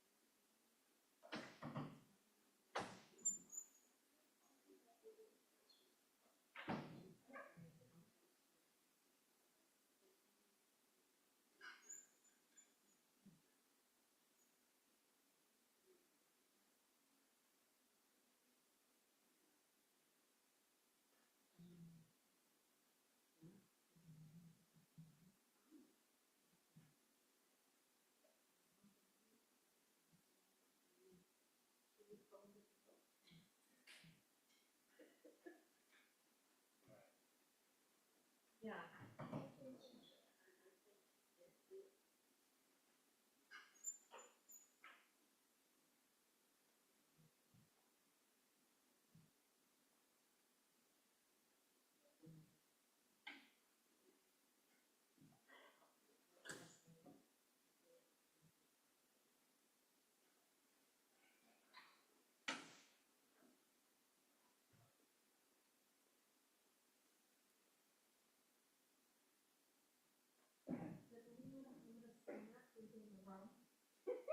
No, but I'm not snack. We're gonna figure out getting you guys pizza back.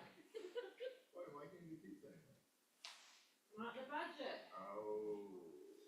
I know, Matt and I were talking about figuring it out. We're gonna figure it Yeah. out. Well, feel free, there's some hummus and little snacks and No. stuff. Honey? No? Right?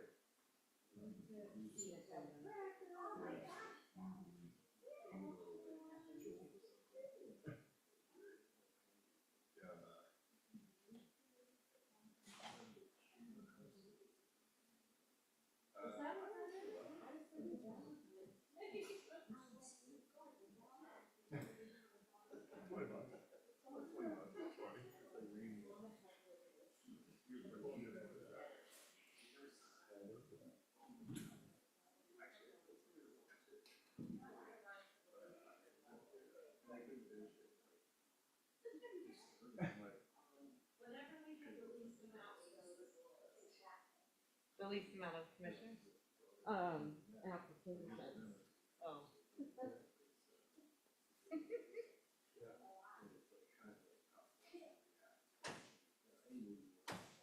Right, yeah. Yeah.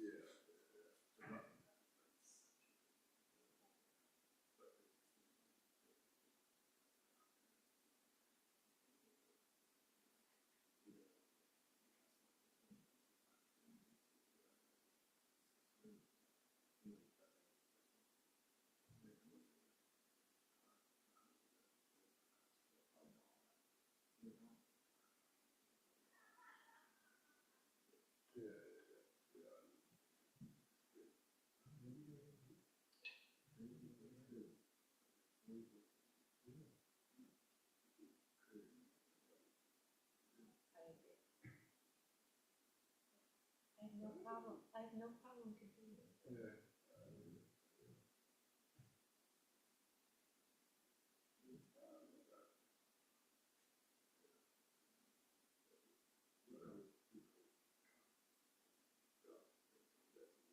Right.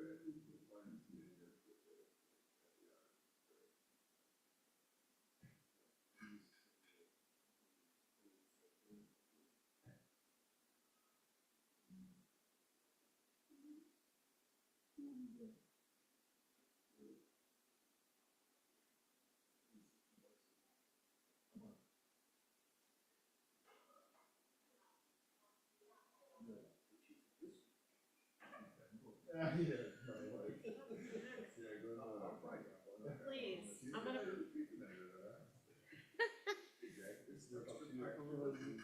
gonna move it up here because I'm a there's big, hardly anything here. I know. Look at you, Val, you're so good.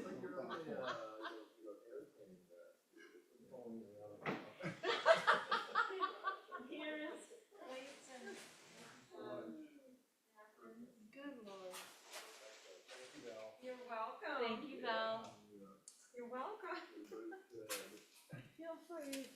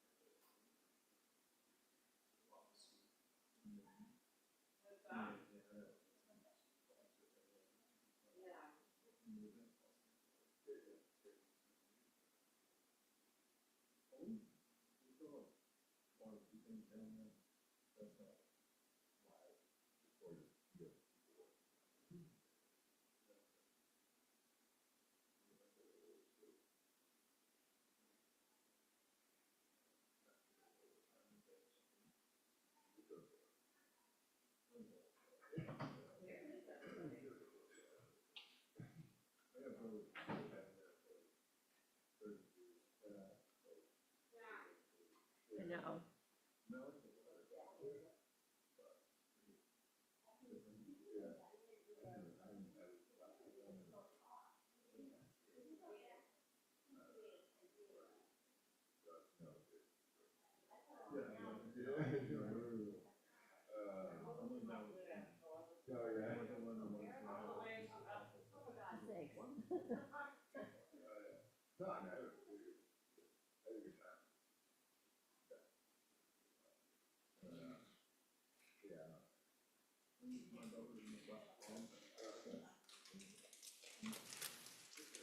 Thanks for the snacks, Val.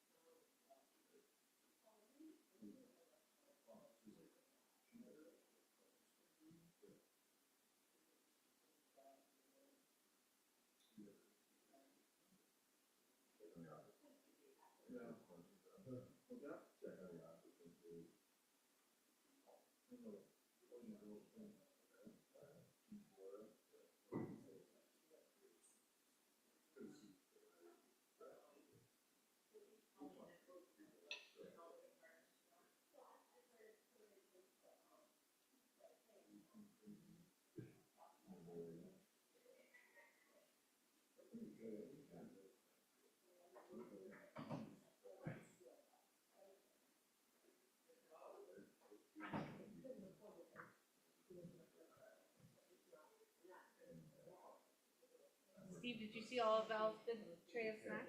Oh, yeah. Good.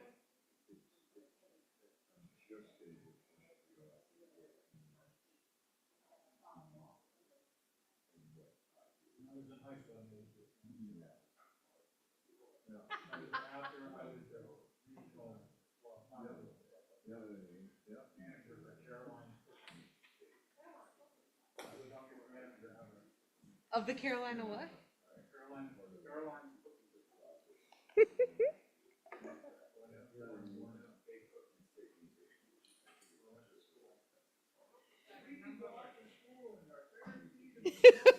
Three miles. 7 miles. With 13 children attached.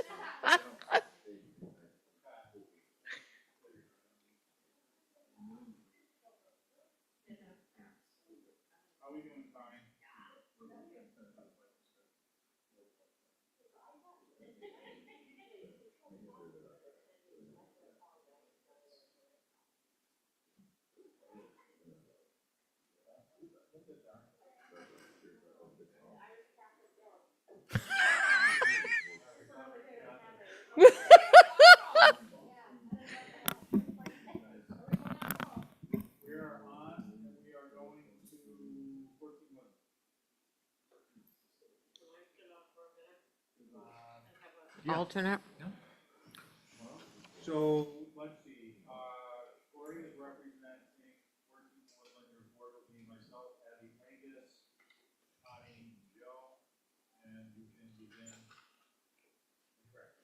Great. I am helping JB Studio this evening, who is traveling.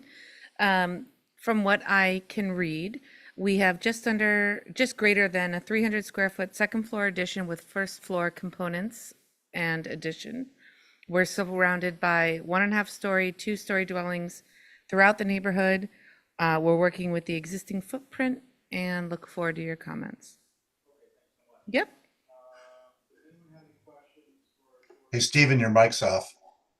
Thank you, Joe. Does anyone have any questions for Tori? Okay, who would like to begin? 3, 2, 1. Angus. Thanks.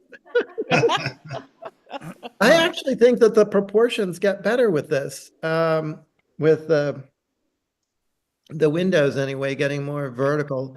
But the overall height is a concern. I think that this can be a conversion to a 2-story, but the combination of the 11, 12, and the 7, I'm not sure how visible that is, but the 11, it just seems too steep. So I think bringing the ridge down a couple of feet would help. And that might be doing the same thing by going with a shallower pitch. That shingle flare is more like a shingle style, and in general, those roofs are pretty, well, more shallower. So I would bring down the ridges, plural, and bring the pitch more down to like a 9 pitch. Thank you. Okay, thank you, Angus. Let's see, Joe. Yeah, I agree with Angus's comment, and the one thing I would add is that the windows felt like they could actually be more vertical, a little bit longer than I'm referring to this west elevation, especially on the second floor. You want to have the meeting rail line up with the eave, and I don't know what the plate height is of the dormer, but if that came down, maybe in the adjustment of the vertical height, the eave lines and the meeting rails of the windows start to align. The second floor window size feels appropriate, but if things were to stay as is, those windows would need to get taller, which would probably trigger the first floor needing to get taller, because you wouldn't want the second floor windows to be taller than the first floor. So I guess my main concern is the proportions of the window on this elevation and the overall height. So that's it. Okay, thank you, Joe. Connie. Yeah, I have nothing else to add. I agree with what's been said. Thank you. Okay, thank you. Abby? Sorry, Tori, what is the height of the building, the main mass? Steve, can you answer that? 22 something maybe? 29.7. 29.7. Oh, okay. It looks a little tall to me. It looks sort of like a cottage style, but then very, very tall. And I don't understand why we're having a shingle style sort of flare there. It's not really shingle style yet, but if it became squatter, it might become more of a cottage and then the shingle style would work. But right now it's like a conglomeration of a couple of different styles. Um, so those are my comments. Thank you. Thanks, Abby. Let's see, I think that leaves me. Yeah, I agree, a height, and I'm confused, it's like a cape that is, wants to be a salt box, that shingle style, it doesn't, it's not translating. I think that regardless of what happens with that flare, which I don't think is appropriate, on either the first or the second floor, there needs to, I think that this area can support a covered porch on the front, and the fenestration, the windows need to be larger both on the first floor and the second floor. Most definitely on the west elevation, which reads as the front, and as that translates around to the other elevations. So I think what we're looking for is to hold for revisions. Is that correct? Yes. Okay. I'll make that motion. Thanks, Angus. On your motion, Aye. Connie, Aye. Joe, Aye. Abby,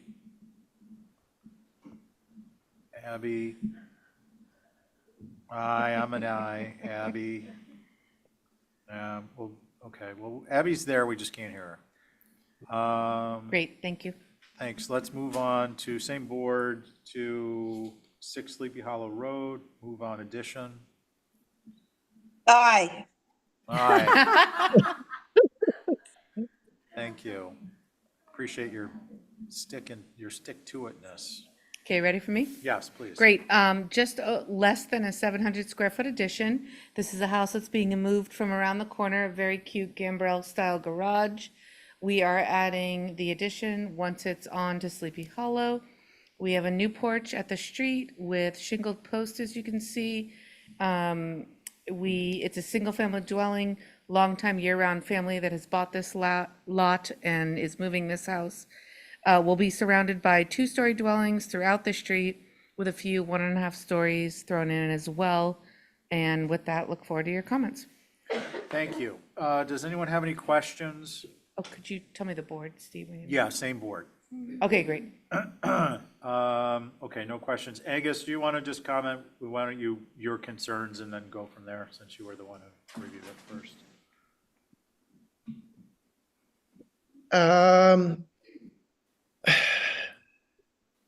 One of the biggest ones was the second floor outdoor shower enclosure on top of the exterior stair.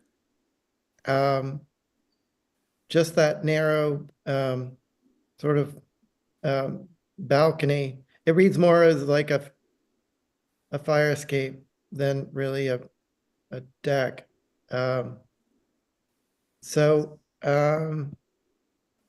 Yeah, you might have to come back to me because I'm not sure I'm calling everything out that I was thinking about, but those were a couple of my concerns. Thanks.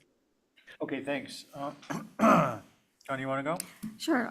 Those were the things that the back stairs kind of stood out to me. And that shower enclosure on the second floor, the outdoor shower. I don't know if there's any way to bring those stairs in or do something, but they just seemed out of place with the building. Okay, Thank you. thank you. Joe? Yeah, I share the concern of the second floor outdoor shower. Appreciate that this is being reused and some of the, to use one of Holly's phrases, character defining elements are being maintained, like the bay, and it looks like where there's existing fenestration, a lot of that's staying. obviously the streetscape is changing on this, but I think what's being proposed is appropriate. If the rear deck isn't visible, then I don't have any concerns with the deck per se. I think it really just is the visibility of the shower on the second floor.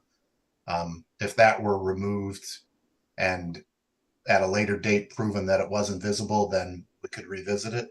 And I think my final comment is I question the shingled columns on the front porch as a detail. I think you could carry through the trim. Do you know if this trim, what's the trim color on this? Is it staying this red color, or is there a proposal to change the color on this? Can I answer that, Steve? Yeah, go ahead. It's existing red, as you mentioned, Joe, and I'd have to refer to the application as I did not originally submit this, if we could scroll up. Oh, yeah, so I can No problem. look. Trim is Nantucket gray. I think they Sash might is be black. proposing the same. Oh yeah, Nantucket gray with black sash. There you go. Yeah, I just to go back to my comment on the shingled columns, I think they should be trimmed. I mean, I actually like the existing color, but Nantucket gray with black seems appropriate. Those are my comments.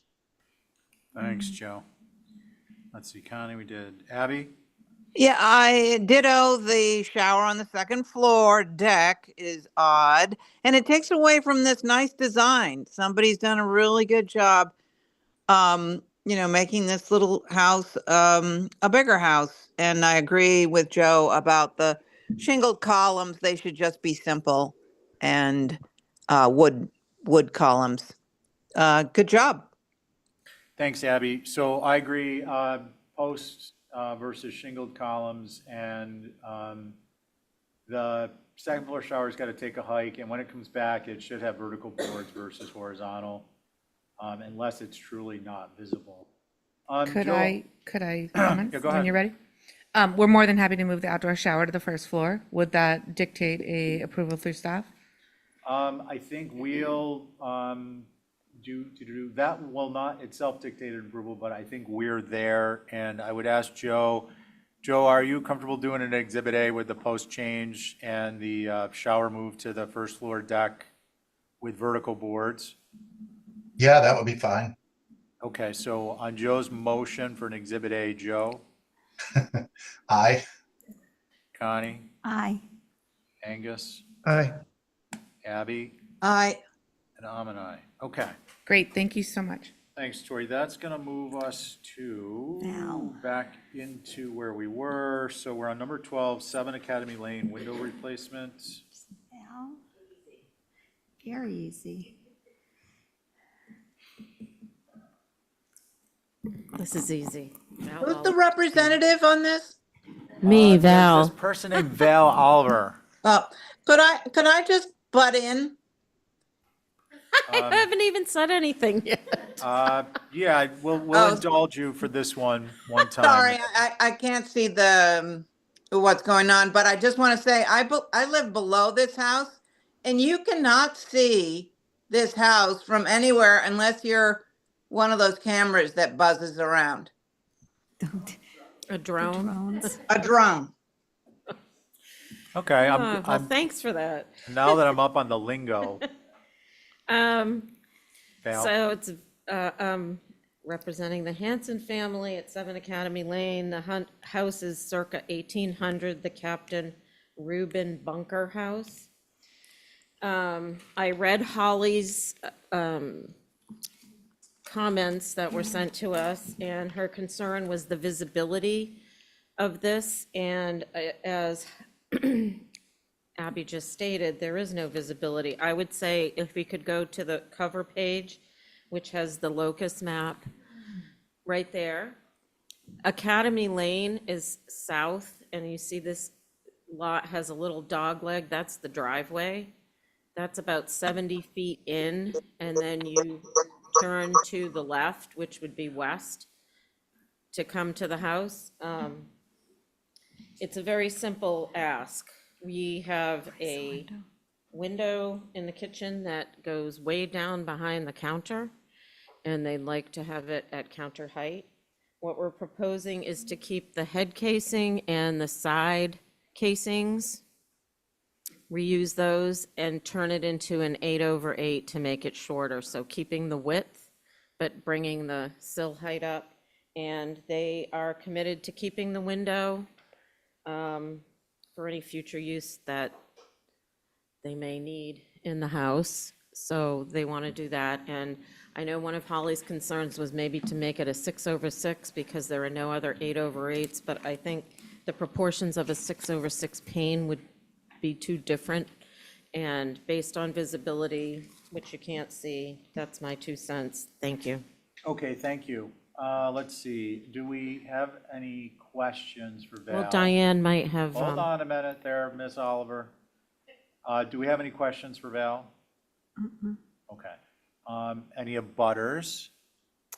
I don't see any, Mr. Chair. Okay, and Diana's there in the queue with her hand up? She is here, Okay. but she doesn't have her hand up yet. Well, Hi, can you Diane. hear me? Good evening. There she is. Yes, we can. Thank you, Diane. I just as a bunch of Hold people on. from Diane? Hashtag, and I'm Diane. saying She fixed it. Thank you. Go ahead, sorry. 7 Academy Lane, we have no concerns about replacement of the window. Thank you, thank you. Thank you. And Diane, just for the next one, when you speak, I think you might have the YouTube on, so just shut the volume off on the speaker because it's causing an echo on our end. Okay. Thank you. Thank you. Thank you. Okay, it is going to be me, Abby, Angus, Connie, and Joe. Who would like to begin? I can go. Go ahead. I have no concerns. Okay. Thank you. And actually, Angus, you had this one for consent. Did you want to comment? Yeah, my concern was that between 9 and 11 Academy, I thought that, if vegetation changes, this is something that would be visible. And just because of the historic significance of the house, I was hoping that maybe it could be retained and sort of be more like a guindo where whatever the purpose of it shrinking, the function can go in front of it just to be able to keep the historic material. And the windows throughout the house are just so consistent. There isn't a short one like this in the elevations that were provided. So that was why I asked for it to be off the list. Okay, thank you. Connie? I have no concerns. Joe? I think that the 8/8 is appropriate, given it matches the pane size, and I appreciate that it's not moving laterally in the plan. It's using the same opening. And one of the features on this is it looks like the head casing trim is different than the upper 2 windows, which are a little bit more pancakey. So I think, keeping that trim, that head casing, and it looks almost like a plank frame, I think that would be a nice detail to maintain. So I have no concerns. Thank you. Thank you. Abby? Yeah, so, well, I would just say, put that window, if it's historic, in the attic for future use, but I'm fine with it as proposed, the application. Okay, I'm with Abby. Put it in the attic. What do we want to do? Abby? I'm good. Yep, are you good enough to make a motion? Oh, motion to approve as submitted. On your motion? Aye. Let's see, Angus, Aye. Connie, Aye. Joe, Aye. and I'm an aye. Okay, Thank you. thank you. 1 Cambridge Street. Matt?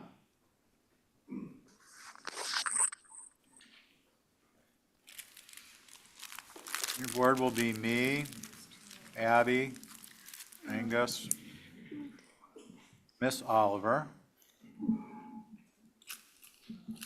and You can share. It's a toss-up. I think Connie on this one. Matt, when you're ready. Okay, thank you, Mr. Chair. So this is an application for some minor modifications, just some kind of cleanup, if you will. I'd say first, if we go to sheet A 2.1, that will give us a quick summary of what we're looking to do. So a couple things. One is we were before you previously to add a additional accessible ramp on the side of the building. Can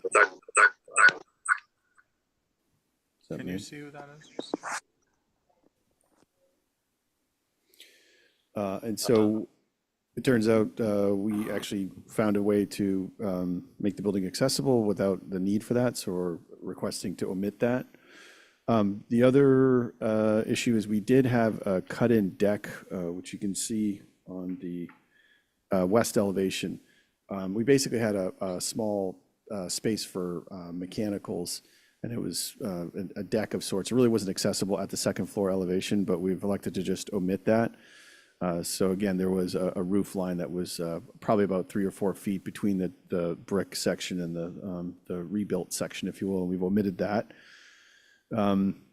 We were looking to replace the front door. If you go to the next sheet on A 2.2, on the south elevation, the original door that was there is basically it's a clear view storm door. It was a wood storm door. And then it actually had a 4-panel door behind it. And because this is going to be a retail space, we were proposing to omit the storm door. The 4-panel door really wasn't ever used when the space was, active, if you will. Anyway, so we're just proposing to replace that with a door that's got a little bit more glass in it because it will be a retail location. On the north, minor change to the door on the north elevation as noted. And then finally, as far as the colors are concerned, we put a note in there. So when we initially got this approved, based on the photographs, the sash it looked white. Turns out it was actually screens. And so the trim has been approved as white and the sash is white. But when we looked at the brick section, the sash, and this is just the sash was the Essex green, and would love to keep the Essex green sash. And so we're asking to change from white sash to Essex green sash, primarily because that was the original color. There's a note on the application that talks about maintaining the white screens. I would prefer to actually, if we're going to go with green, Essex green sash, where we do have screens, I would just keep the same color. In some cases, we probably won't even be using screens. So we were basically trying to take the existing condition and match it exactly, and that's what it says, where it's basically green, Essex green sash with white screen. I don't want to do that because I don't think that looks great. So it might be a bit confusing, but the long and short of it is we want to maintain what the existing sash color was. So that's the reference to that correction. Okay, and Matt, I have a question for you. So when you say, are you talking about triple tracks? Yeah, they had triple tracks. I think we were being probably too literal. I just talked to one of my coworkers. They're like, well, that's what the existing condition was. I'm like, we probably won't even, yes, but triple tracks. Okay, but I mean, you could do wood panel. Yeah, we could do wood, painted. I mean, it drives me crazy anytime you try to get a storm painted, but I just can't stand it when you have like a colored sash in the core district and then people throw a white triple track on it. Makes me crazy. But that is the existing condition, and we were being very literal by just emulating that. But in my opinion, I'd rather just have the screen color or storm color match the sash color. So to wrap that on that is you're proposing Essex green sash. Correct. That's the only real change. Okay. And sorry, one other thing I just recalled is that the original application was to match the existing asphalt shingles, but we want to go to fire treated red cedar, which I think would be great. Okay, thank you. Okay, does anyone else have questions for Matt? Okay, do we have comments from the group? Diane, would you like to I will unmute you. Diane? Diane, you can go ahead and speak. Dan, did your group have any comments? No, not on this one. My next one is 11 Pine Street. Okay, cool, Okay. thank you. Yep. Thank Okay, you. Val? I think the changes Matt's proposing are appropriate. Okay, I thank have you. no concerns. Connie? I have no concerns either. Thank Angus? you. My only concern, I think these are actually all good improvements, and the removal of that balcony piece and the color change, I think all that's good. The back door is the only thing that I feel like is on the south elevation is I think it was better on the first run. Just the brick built the style and age of the building. I just don't see a French door being part of the vernacular. That the rest of the architecture is the rest of the style of the building. Thank you. Thank you. Abby? Yeah, I'll go along with what Angus just said. I think it gives homage to the old brick building to make it a little bit more historic looking, a little more wood on that. I appreciate that. Thank you.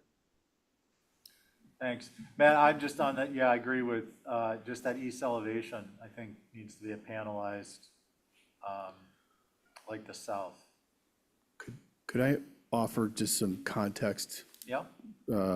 So one of the, basically each of these sections, basically the brick structure itself will become a retail, commercial use. And one of the bigger drivers is just visibility to try to make it as inviting as possible. And so when people walk by, they can get a sense that it is a retail. And that was the desire for the glass.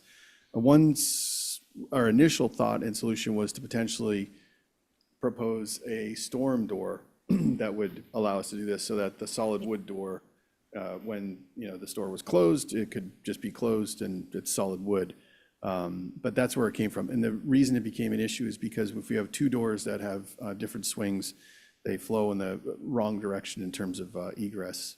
So I just wanted to give you some I'm sorry, background. are you talking about the south elevation or the east? I'm talking about the south. Yeah, I'm talking about the east. Oh, Just that it be like the south, or like the east oh, previously.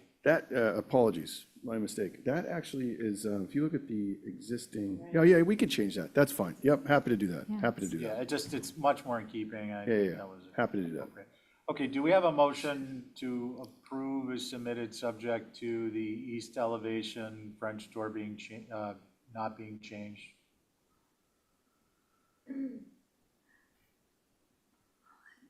The think that's- east elevation being changed to have a kick. Not being changed. So it would revert to what was approved before, which is the panelized version. Yeah. Oh, okay. Sorry. Yes. Thank you. Okay, was that your motion, Abby? Yes. Okay, thank Can you. I second that motion for discussion? Yes, So looking in the south elevation, what was there was is that a three panel? 3-panel door with no glass. So part of this, no. I'm sorry, just Angus, just to be clear, I was referring to the east. So are you talking about something different, or you're? well, if we're making a motion to approve the whole thing, my Okay. So question okay, go ahead. is that what you're wanting to match on the east is the south, but the south is a change from what was approved. Yes, the south is a change from what's approved. We're not, my understanding is we're not motioning to change that. If we go to the east elevation, what we're motioning is not to approve the change to the French door, the 15 light, which means that it would be the Previously approved. door style that was previously approved. which is slightly different than the south elevation in that it's a 4-light, which mimics the Right. window on the east elevation. That's right. Is that, are you good with that? I'm good with that, but is the south elevation window, is that part of what is being proposed here? The Now I'm south so as confused. proposed was part of the motion, yeah. So I would do the That's the only same change. thing with that of doing a 4-light to match the windows. If, Matt? if I, again, you guys are gonna think I'm crazy, but we did talk about it quite a bit, and I actually liked the multi, so obviously it would make sense to go with a 4-light. But in an effort to kind of contribute some level of like randomness or layering, if we will, I thought that it's plausible that this would have a different light configuration. I just thought it was somehow slightly more authentic, that it didn't match exactly. And that was a rationale behind it, because All right, obviously that I'm was our sold. first. Okay, No, that's Greg, fine. More lights would actually like make it feel less like plate glass. So I've seconded the motion. That's where we are. Thank you. So Angus has talked himself into this. Thank And you. It's- he is seconded, and all in favor will be Abby, Aye. Angus, Aye. let's see, Connie, Aye. and I'm an aye. And I'm an And I. Val. And Val's and I. Okay. Thank you so much. Awesome. Now we are on to 63 Hinsdale, new duplex.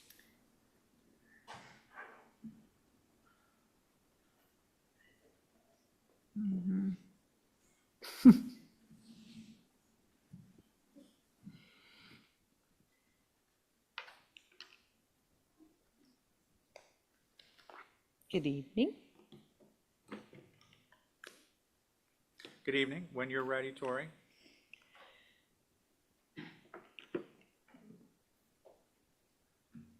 Get a couple things out of the way. Okay, 63 Hinsdale.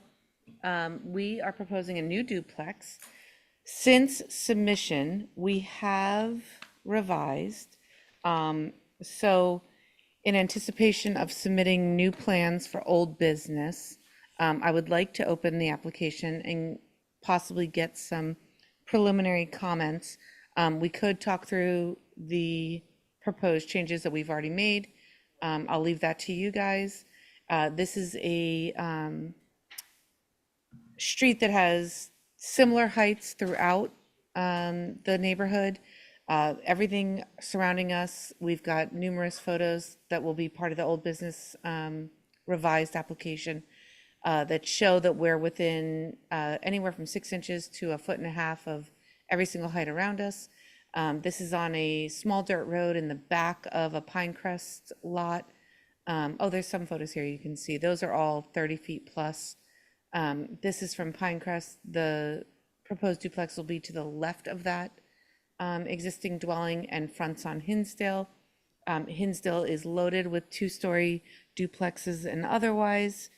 And we're proposing 2/2 windows. I'm not sure if these plans have 2/2 or 6/6. We've been back and forth with Holly quite a bit with the designer. She had suggested 6/6. We're feeling that 6/6 looks too busy on the overall property. The dormers, we would like to be just shy of the ridge, 6 inches to 8 inches down from the ridge. And I believe that's everything. The new plans will show the door on the left of the duplex side move to the right with an additional window, and the right side of the duplex adding a window as well on the first floor. All right, so we're gonna kind of, I think we're gonna kind of go with. Yeah, go with we what you have in front of you, and then we'll us. go from there. Right. Okay, so your board is gonna be myself, Abby, Angus, Ray, not Ray, Val, and Joe. And does anyone have any questions? Who would like to begin? I will. Val. Yes, there are taller buildings in the area, but it's not for me the overall height as it is the massing. Okay. It's squeezed in on this tiny little weird shaped lot. and absolutely maxed out to its nth degree with the third floor dormers. This, I think it needs some kind of grounding element on the first floor, like a porch in the front, at least on one part of it.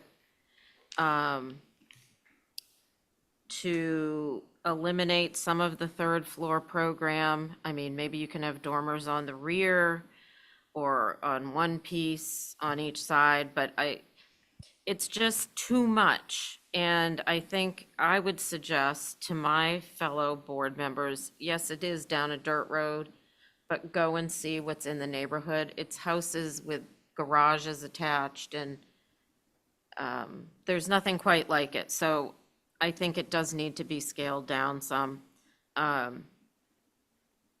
in order to be shoehorned in that little spot there. So yeah, that's my comment. And maybe the front doors should be solid as opposed to That is- like kitchen doors. Yeah, that is part of our next program. Thank you. So, Okay, Joe? Yeah, I reviewed this for consent and didn't put it on there because of scale. So I agree with Val's comments about the massing, not necessarily the height, but the massing. There's a continuous eave between these two, and I think there's an opportunity to drop one. The current third floor dormers that are facing the road feel top heavy. The windows are really tall. Maybe it's two smaller ones, although I'd prefer if there were just dormers on the rear. And I agree with Val about the porch was the first thing that jumped out to me. But when you look at the site plan, and I'll mention this as a courtesy, the structure, the stoop goes over the setback, and there's a roof that is a bracketed overhang there, and I don't think that that's compliant with zoning to have a roof element that extends over that. In fact, I don't think that the primary egress can have, but I would look into that, because I think if you addressed that from a zoning perspective, you would actually be addressing the HDC concerns in the same process. So I think it needs to get thinned up a little bit and take a look at breaking up the massing. And I don't have an opinion one way or another in terms of appropriateness relative to 2/1s or 6/6s. I think softening this on the street will help prevent this wall effect that this house is presenting currently. Thank you. Thanks, Joe. Let's see, Angus? So the dormers right now are a 3 pitch, and should be a minimum of a 4. I agree about them just being on the back side. This is already very vertical, so that doesn't help to have those north-facing dormers. The break in the middle of the building is the only indication that there's like secondary massing, but the eave, the windows and the doors, everything lining up, the dormers, and just the roof being a little bit lower, just I'm not buying the additive massing. So this either wants to read as a, one huge 2-story building, or make that eave, maybe as Joe had suggested, on the right side as you're looking in the north elevation, drop it and drop the roof more, to make the additive massing feel more appropriate. Thank you. Thank you. Abby? Let's see. I don't want to say the same thing twice. To me, it looks like an apartment building in a city, and the way it's sitting on the site, I really do think it's maxed out. I think the dormers way up there on the third floor should just be not 3 gang windows, but 2 separate dormers. I think you accentuate the additive massing so there's a bigger dip. I think 6/6 windows might be a little more friendly on this one. And we have to remember that this is in a rural area. Yes, there is another one similar close by, but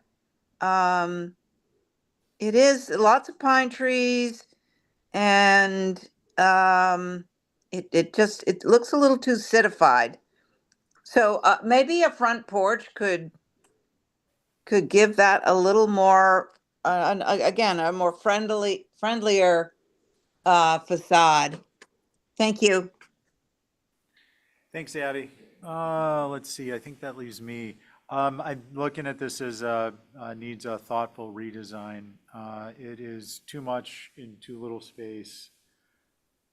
And I think even one of these structures on this size lot may need to be downsized. So to me, it needs, again, a thoughtful redesign.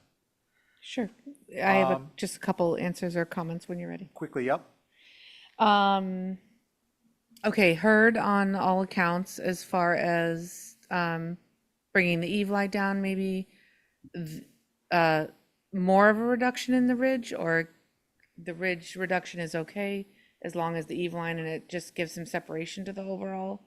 Tori, I think you're massing? gonna have to kind of wade through the comments and see what was Okay. said. The 6/6 we did redesign, and it was incredibly overwhelming with all the comments you've already made. So we're hoping to stick with the 2/2. The zoning, I believe, was addressed with the redesign that we're planning to submit for old business with the overhang. Believe Okay. that is everything. I will say that Michelle is on Zoom. I'm not sure if she wants to say anything before we close I think we're the good. conversation. Nope. I do want to find out though, because I'm heard from your comments not consistent with what I heard from the board. There were details on top plates and eaves and things, but I got that general consensus, and if anyone doesn't feel this way, please let me know, that the overall mass is just much too large for this site. Did somebody not intend that to be part of their message? Okay, so that, I think, is the overwhelming aspect of this is it's way too much mass. Okay, can we get a motion to hold for revisions? So I'll moved. make that motion. Okay. Val, on your motion? Aye. Joe? Aye. Let's see, Angus? Aye. Abby? Aye. And I'm an aye. Thank you. Okay, thank you. Okay, now we are on to 11 Pine. Only a certain square footage. So it's subject to the formula of square footage. Okay, let's see, 11 Pine, Yes. who do we have? Michael? Sorry, I don't have eyes in the back of my head yet, still. All right. Michael, are you sharing? I can, yes, I can share. Is that all right? I think that would be Perfect. helpful. Okay. And I just got promoted to panelist, so just give me 1 second. No?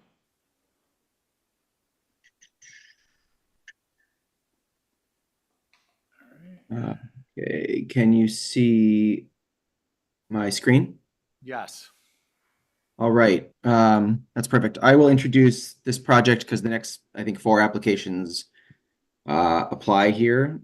The project that we're talking about right now is a renovation of an existing house at 11 Pine Street, between Summer Street and High Street in the Old Historic District. It is not a historic structure. It was built in 1987. The application will cover some minor revisions to the exterior of this house, the demo of the small existing garage, which is only slightly older, I think, from 1985. It's a little bit too close to the street, and the construction of a new garage and a new small shed back in the garden. We did review this property with Holly Bacchus, who concurred with us that these buildings were non-contributing and non-historic. We've included some of the maps and data that we reviewed with Holly as part of this application.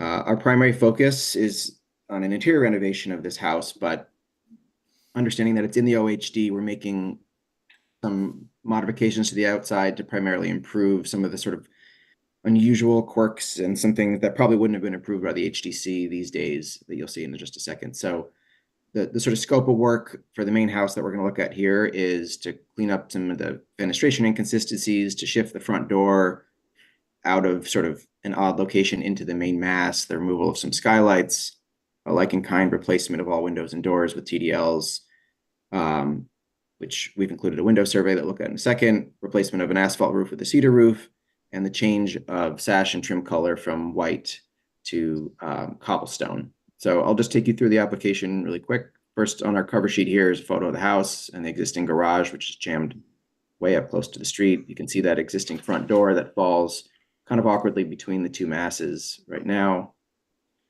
As mentioned, our application includes a lot of the data we reviewed with Holly. It includes a number of photos, both from the street and internal to the property, even though there's no visibility to the backside of the property.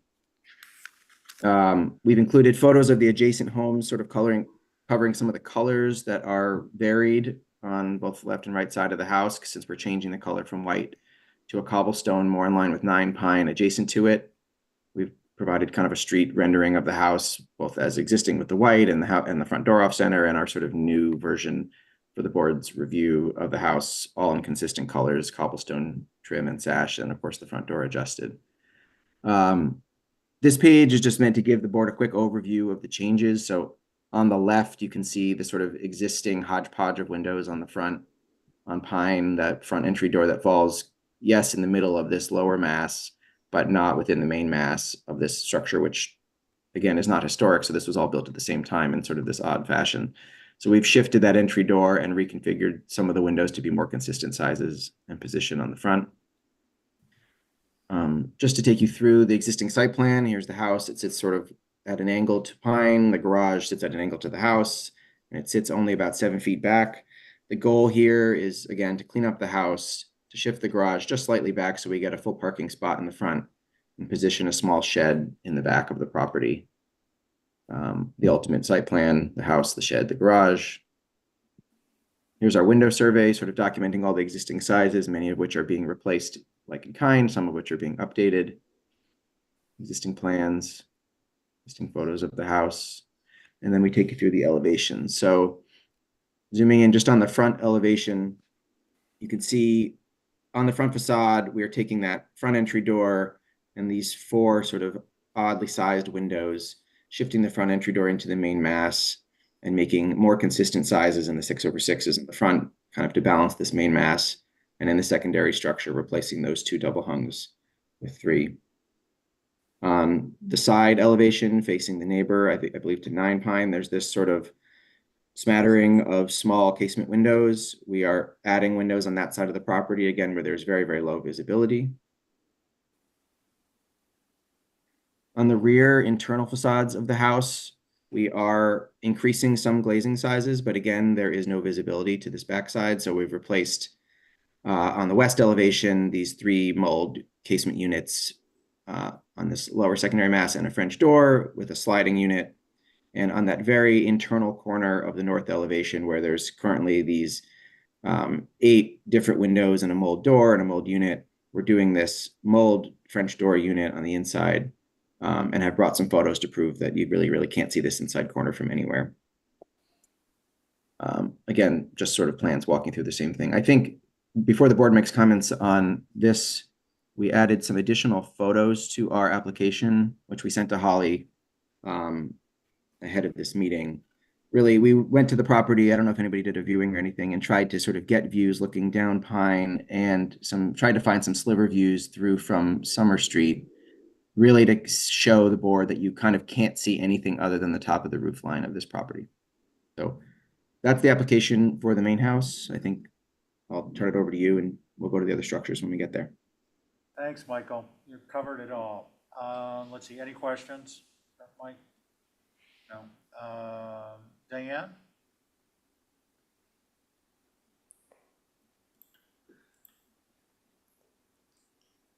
Diane, you can unmute.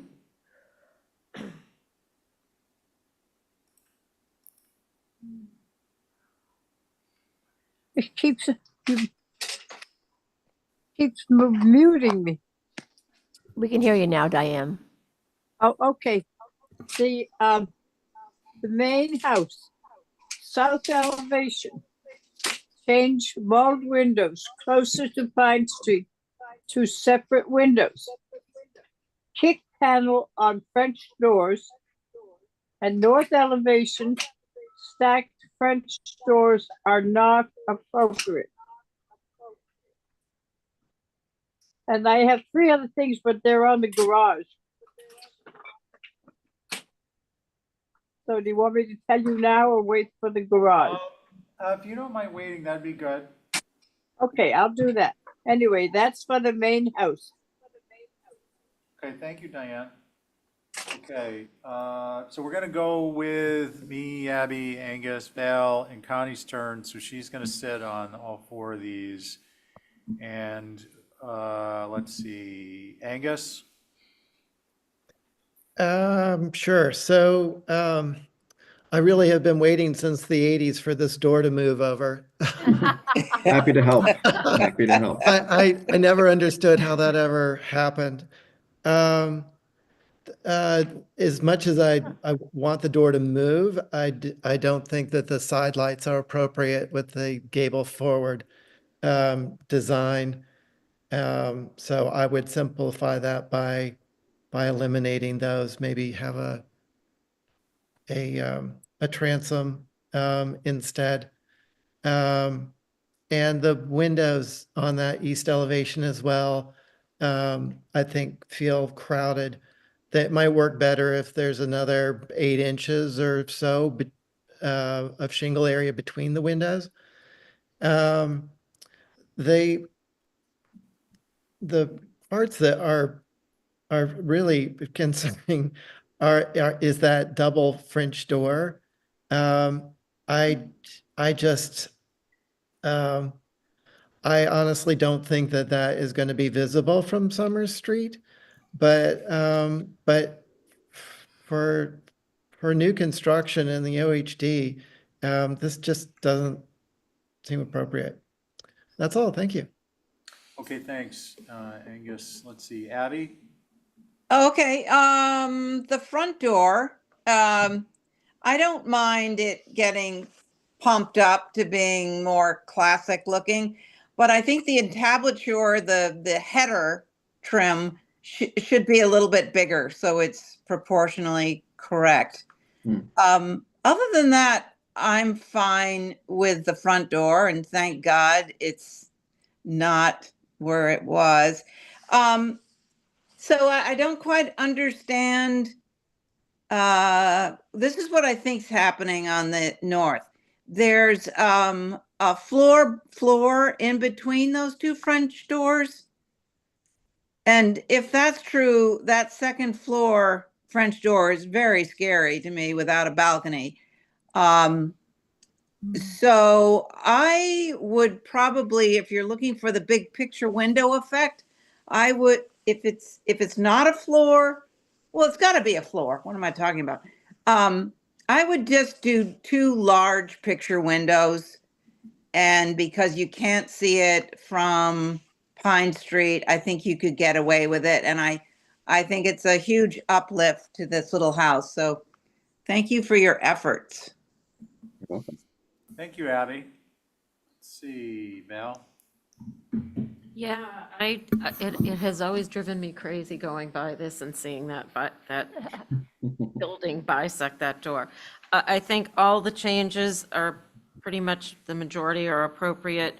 My only concern is that door over door thing, which seems unnecessary and could easily be a window. So that's it. Let's see, Connie, I got you. No. I didn't cross that out too soon. Please go.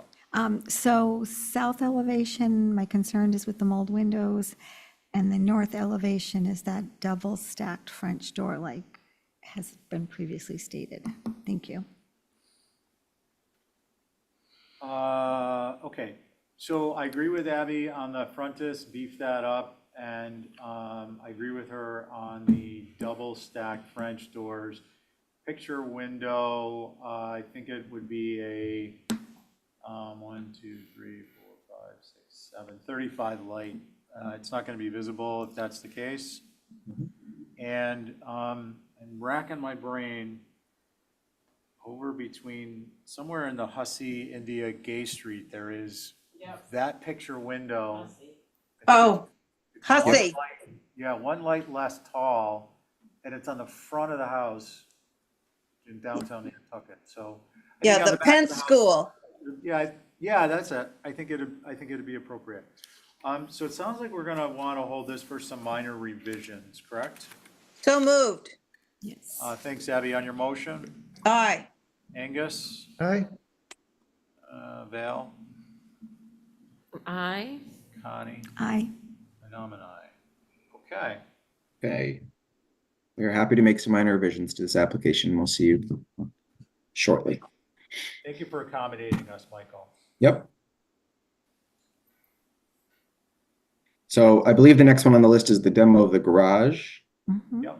I jumped ahead a little bit in the application since we just talked about the entirety of the project to photos of the garage that we are proposing to demo. Again, it is non-contributing, non-historic structure, probably from 1985. Holly's taken a look at it. We've taken a look at it. It's not sufficiently far from the street and not viable to really save and move for the purposes of the homeowner. So we're proposing to build a new garage approximately in this location, slightly further back, and demolish this structure. Okay. Let's see, are there any questions? Diane? Mr. Chair, I've unmuted her. Oh, she's not. Can I ask a question? I'm Yeah, sorry, Connie, go Mr. Chair. What is the condition of the garage? There's an ivy plant growing up on the inside of it. It doesn't. It's in bad shape. Yeah, it's in pretty bad shape. It's not terribly well built. A lot of the 2x structural members are rotting and deteriorating. So again, it's not super salvageable. It's built directly on this concrete slab. It's not something that could be easily moved and salvaged without a ton of work by somebody. It's not great. Mr. Chair. Are you okay? Thank you. Excuse me. Yeah. Diane, I've asked her to unmute. She's signed in twice. So, Diane, can you unmute, please?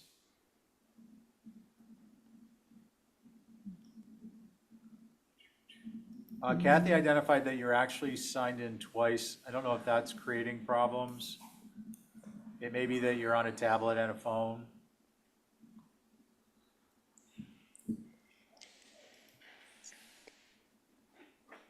She's still muted. No? yeah, she's not. I click on ask to unmute and nothing happens. Okay, well, we're gonna Yeah. proceed, and then if she signs Okay. in. Let's see, Abby.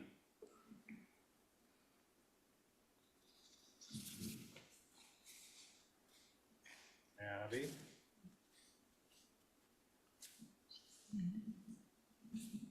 Angus? Yes. Hi, how are you? I'm here. Okay, so in this elevation that is shown right here, this appears, it could have happened in 87, but I appreciate the interior photographs that were provided. And that looks like an earlier construction, more like 24 on center studs, and it's just the sheathing. All this is looking like something that's much older, and I would be a lot more comfortable with this being braced and moved or reused rather than demolished. Thank you. Mr. Chair, Diane's unmuted now. Hi, Diane. We made a decision that we thought that the existing garage was already almost the same size as what you are proposing to put up, and one less demo. That the garage, for what we could see, looks very good. It looks good inside. It doesn't look rotten. We wondered why it just wasn't used, or else moved somewhere rather than demoed. Okay, thank That's you, what we Diane. had to say. Okay, thank you, Val. I am okay with getting rid of it. It's one thing if it's a house. I am struggling with barns and sheds that are falling apart, us trying to make people keep, so I'm okay with this. Okay. Let's see, Abby, we got, right, Val, Connie. So that's me. Yeah, Michael, I think you're gonna be here on the other one. Bring this back, bring some additional close-up images of the interior, the structure. Maybe you've got somebody who can pop in there and do a write-up on it. That'd be beneficial, right? Maybe an image of each of the 4 interior elevations with a fisheye lens, some close-ups. Let's, get to the nitty-gritty of it. Is the intent in that documentation or to prove that it's viable to save, or what's the intent there? I think you're probably trying to prove that it's not viable to save, but I'm trying to understand the conditions so I can make an informed decision. And if it turns out that it shows what I think it's going to show, I think others may be persuaded that at least the sheathing is not salvageable. Mhm. But Okay. if we had to make a decision tonight, I don't think you got the votes to do a demo, so. Okay? Okay. So we're going to hold that one for more information and including imagery. Is that your motion, Val? You can vote no on it. Yeah, no, because I approve it going away. Okay. So will you make the motion no and vote no? Just make it- I make a motion to what? Just make the motion to get more More information. Get more information and images. On your motion? No. Thank you. Abby? I'll go along with the motion. Okay, Angus? Yes, the question is, do we want to have the new garage track with that? After we get to the vote, Connie, No, you're a no? Really? yeah, I was, just wanted to know the condition. Yeah, well, that's what they're going to tell us, though. Right, so. Oh, but you were satisfied with the information you were provided. I'm sorry, I Yes, misread that. That's okay. I think it would be beneficial to bring it in, given Yeah. the conversation. So I'm going to vote Absolutely. yes. And let's see. Michael, what do you think about tracking the garage? That seems like it's going to be non-controversial once we address this structure. I think that's true. I think the part of the garage application that would be great to get an opinion on or even an approval on is just the relocation, pulling it further back from the street. But it's up to the board how you want to handle that in terms of tracking this structure against the existing. I think let's track that because it's going to be more comfortable discussion and we'll get the sheds out of the way, hopefully. Okay. Could I second the motion for additional thought on that new Which one? garage? No, Abby, I'm sorry, we already voted. Okay, that's fine. Okay, Mr. Chair, yeah. a clarification on the vote. It's 3 in favor, 2 opposed. Val Val and and Connie. Connie. Okay, thank you. I often make motions just to move things along and vote no. Okay, Michael, you're up. Sure. So it sounds like we're not going to review the new garage. We're going to hold that to track with the. Yeah, that's existing, gonna is that correct? track, and actually, now that you mention that, why don't we get a motion on that? Val, can you motion to have that track? Motion to have the new garage track the old garage. Okay, on your motion? Aye. Um, So weird. yeah, I know, it's a pain in the ass. Connie? Aye. I didn't say the A word. Connie? Aye. Thank you. Angus? Aye. Abby? Aye. Me. Okay, thank you. Okay. Michael, you can restart. Sure. So I think let's move on to the shed. Again, it's a pretty innocuous structure way in the back of the property. It's a 10 by 12 shed structure with a small pergola off the side. I think there's not much to say about it. It does have some French doors. It's meant to be used as a garden shed in the back. Not much to say about that. Yeah. Thank you. Any questions for Michael on his wellness shed? Does Diane's group have anything? I just have it saying that you have kick panels on the shed. I'm sorry, could you repeat that? Kick panels, we thought it would be good to have kick panels on the French doors on the shed. Gotcha, thank you. Okay, let's see, Val. Okay. I think my main concern with this shed is the French doors facing the street. And I think the ones facing the house are fine. You could probably put it on the rear and they'd be fine, but I don't think they're appropriate facing the street. And even though it's set back, your streetscape shows it will be visible. So I think that should be rethought. Okay, thank you. Angus. I share the same concern about the French doors. I think that should be a 6/6 window that's proportionally sized to that gable. I would be fine with the French doors moving over to the west elevation where I don't believe they would be visible. And the pergola looks very contemporary for that part of town. Okay, let's see, Abby. I agree with what's been said. No French doors on Pine Street. Connie. Could we possibly switch the east and the west elevations, and then in the west elevation, put like a window, and that would be facing Pine Street? Would that be doable? Michael, Connie's looking to horse trade a little bit. What do you Yep. got? The proposal is to add a window to the Pine Street elevation and move the French doors to the back. Is that the question? Yeah, switch the east and the Yeah. west. Before you yeah. answer that, I'm gonna go.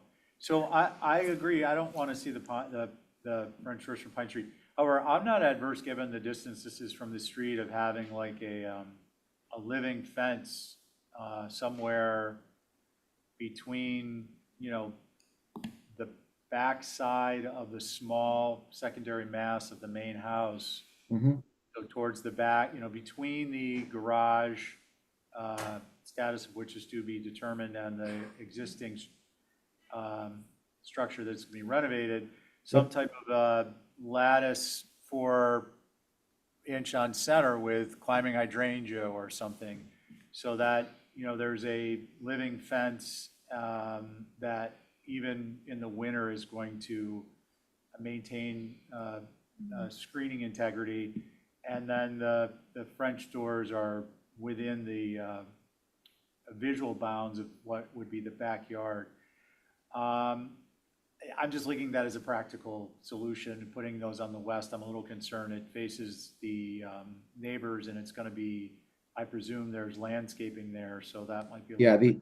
the intent is that the entire garden is very private and screened heavily, so that's actually very much in line with the landscape application we're going to submit. And I don't disagree with the pergola perhaps being a little contemporary, but it's also really behind the house, so I'm not as concerned about it. So why don't we get a motion to hold for some revisions on that? So moved. On your motion, Abby? Aye. Let's see, Angus, Aye. Val, Aye. Connie, Aye. and I'm an aye. Oh my We just God. keep bringing everything. I All know, right. but, if we're gonna be 100% perfect, that's how it's gonna work. I'm good with 80%. That's how the island was built. 15 North Water Street. All right, thank you. Thanks, Michael. Ben? Actually, we should have a discussion, a philosophical discussion about 80% versus 100%. Okay. Ben. Now? No. No, that needs to happen over a couple of beers or a glass of wine. If you partake in such things. Ben, when you're ready. All right, so 15 North Water Street, this is a renovation that's been ongoing And the application in front of you tonight is kind of revolving around our impression of the house over the course of this renovation, and that it currently has a very gloomy atmosphere around it. It's very dark. It's very the trim is. Can Ben speak into the mic a little more? Sorry, it's hard to hear. Sure, no problem, Joe. Oh, that's better. Yep. To start over that, over the course of this renovation, we keep looking at the front of the building, feeling like it's incredibly gloomy, almost haunted in a sense. And I think a big part of that is just the face of the building and the color of the trim. So we're here tonight to request a number of things to help that aspect of it, and that's elevation, my west elevation. This is a very good elevation to look at, actually. Fiona, if you could stop on that first slide. Yeah. So the existing house has actually white sash, and then a very kind of almost, it looks just normal gray in this picture, but it's almost like a green gray. And our proposal is to paint the entire house trim white, and to add, I think it's Essex green shutters to the front of the building. And of course, not change the color of the sash, because now we would be in compliance with the color of the sash. And then also add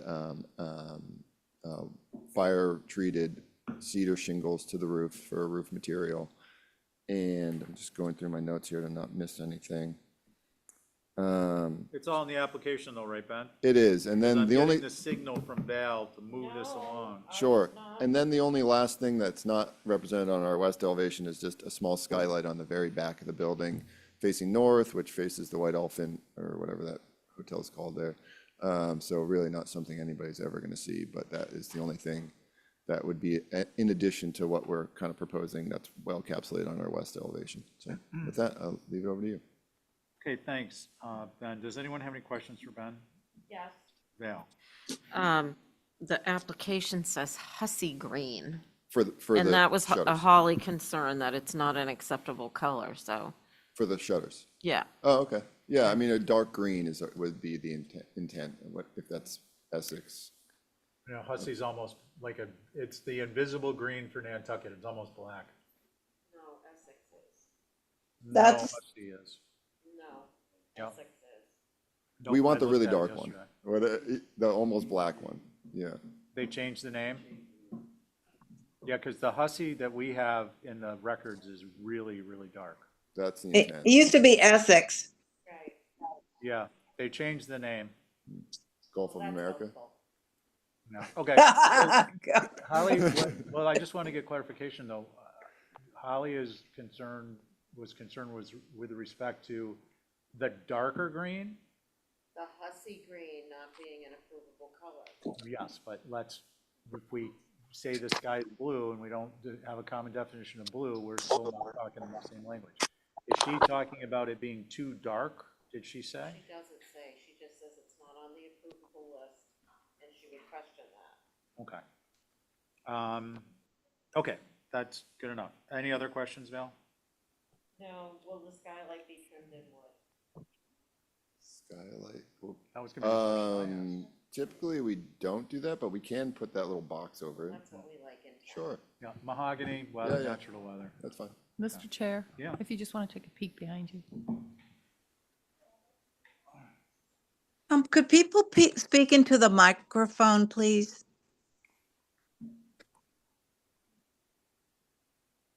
Okay, thank you. Okay, Diane, you guys got anything? Just white trim they felt was incongruous with the more rustic cedar shakes on the sidewalk. Light gray would be acceptable, but not white. Okay, thank you. Let's see, it's me, Abby, Angus, Val, and Joe. Joe? Sure.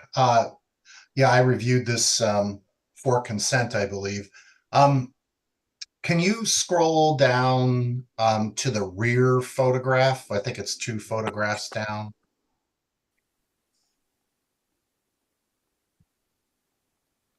Yeah, that's good.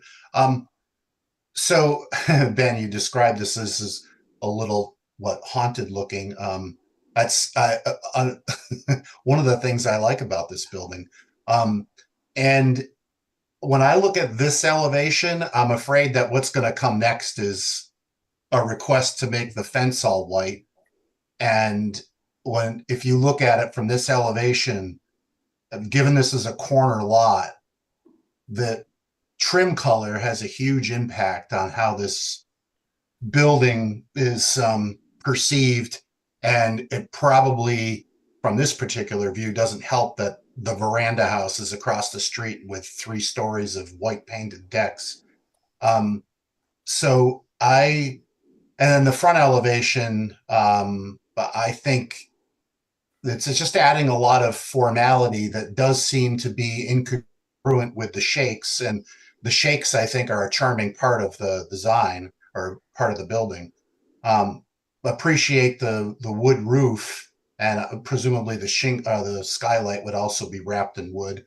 I think maybe a light gray would look good. And I think in order for me to be convinced of the white, I'd need to see like a Photoshop or something that shows the impact of that contrast between the white and the sidewall shingles. So I don't know. I like the feeling of this existing building as it is. I feel like it's going to change dramatically with the color shift to white. And those are my comments. Thanks, Joe. I just want a clarification. I'm sorry, I was talking to Val. We were debating the greens of Nantucket. The shift with a color change will be beneficial or not beneficial? I would say not beneficial. Not to white. It just feels like it's adding an element of formality to a house that, even despite its size, is somewhat understated. And I think the cedar shakes really make this building feel much less formal than most of the buildings in town. And those are staying, I understand. And I think adding the white trim, and in the future, I imagine this fence will go white. I just think it's going to be too much for this structure. Okay, thank you. I appreciate the Thanks. clarification. Let's see, Angus. I don't want to repeat everything that's been said, but Joe articulated it quite quite well. So I would say what he said. That's Okay, yeah. thank you. Let's see, Abby. I agree with Joe. I think this would be a huge departure from what's existing. And not only that, but the house next to it, these two together really are a lot of the character of North Water Street. I just can't imagine the change.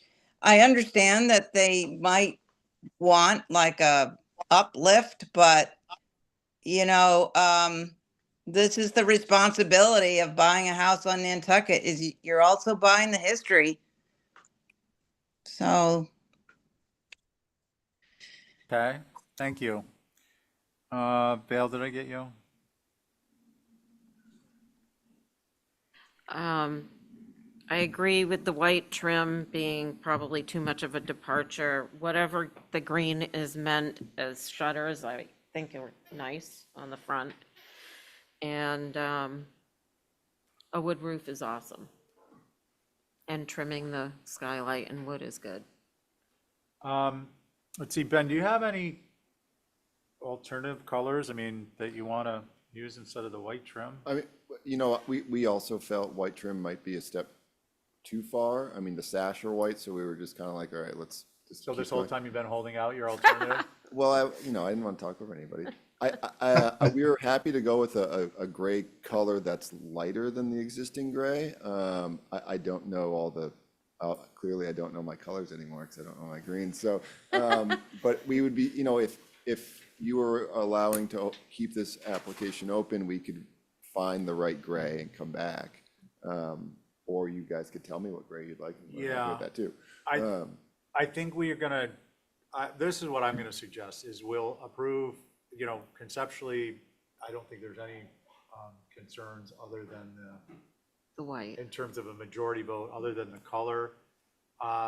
Personally, on the color, I agree white is a kind of an abrupt change. You're gonna need to do it over the period of a couple of decades to white, but I think, a cobblestone gray would probably be fine. I think I would also suggest, if you can pull some pictures from the historical record, I don't necessarily feel that, like, this house, it feels like a widower is like standing on the side of the street looking at you. I've been in it, I've been around it, and it is a gloomy presence. I don't know if there's like some spiritual aura hanging there you need to change with a color or what, maybe burn some sage, but it does not, it really is it's a downer. But I would suggest if you come back for color, maybe do a little bit of research if you haven't already as to what's shown in the record. And I think you're probably going to be a winner with a light gray or a lighter gray than you have. Great. Fair enough? Very good. And So- it seems all the approvable colors are now marked with different names, so. Yeah, and just so you're aware, Hussey and Essex are or were the same. Yes, that's Gardner- correct. Gardner Green is a little lighter. Yes, I'm looking Thank at it right now. Thank you, Abby. Appreciate you having my back, Val. So I kind of want to formalize this for Ben's benefit and the benefit of his client. If somebody is not comfortable with this, just speak up. But this is, in essence, approved subject to resolution of the trim color.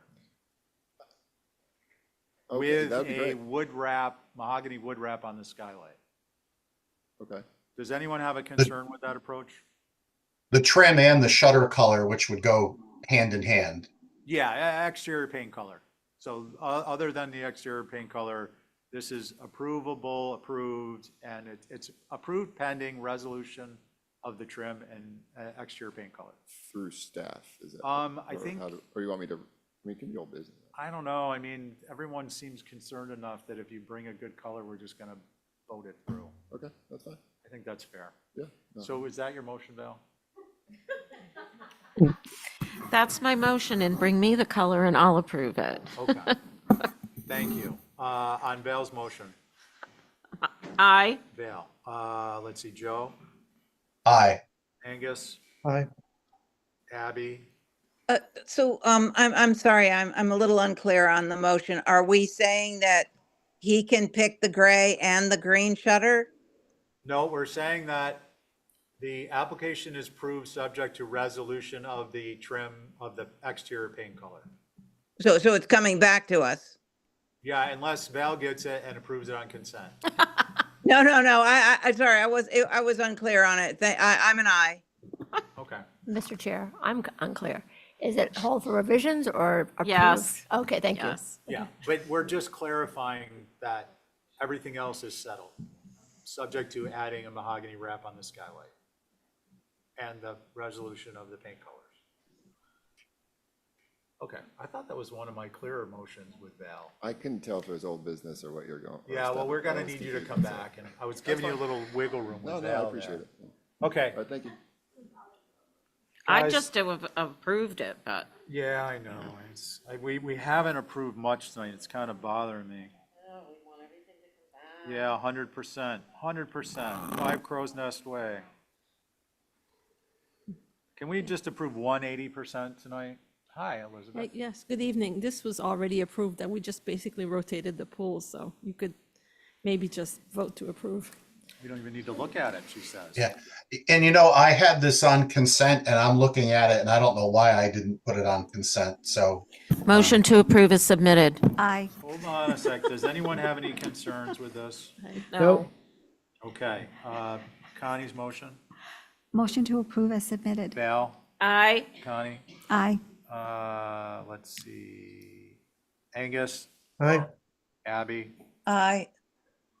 and I'm an aye. Okay, Easy like Sunday morning. wow. I need more of those Sunday mornings on Tuesday. Yes. Okay, 27 Willard. Is Lisa here? Good evening, Lisa. 80%, folks. 80% perfect. Hi there. Mr. Chair, could I sit off for a couple of these? Sure. Thank you. Okay, so that means Connie and Joe are both active.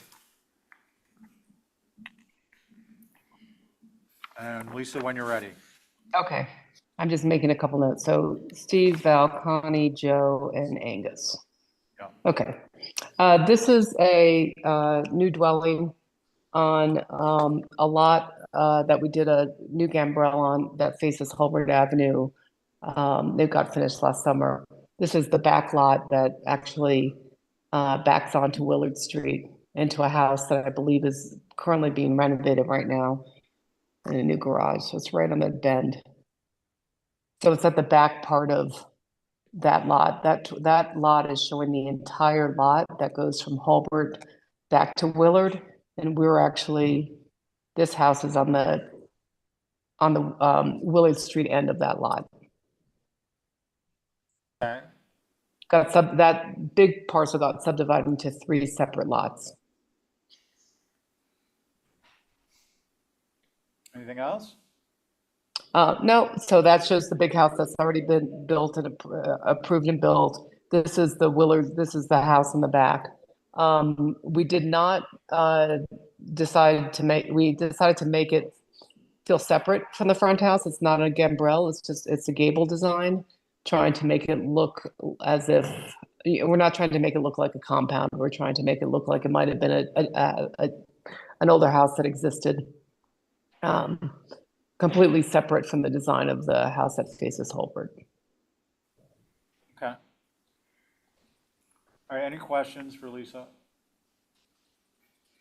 I have, Val? do you have any pictures of some of the houses in the immediate area?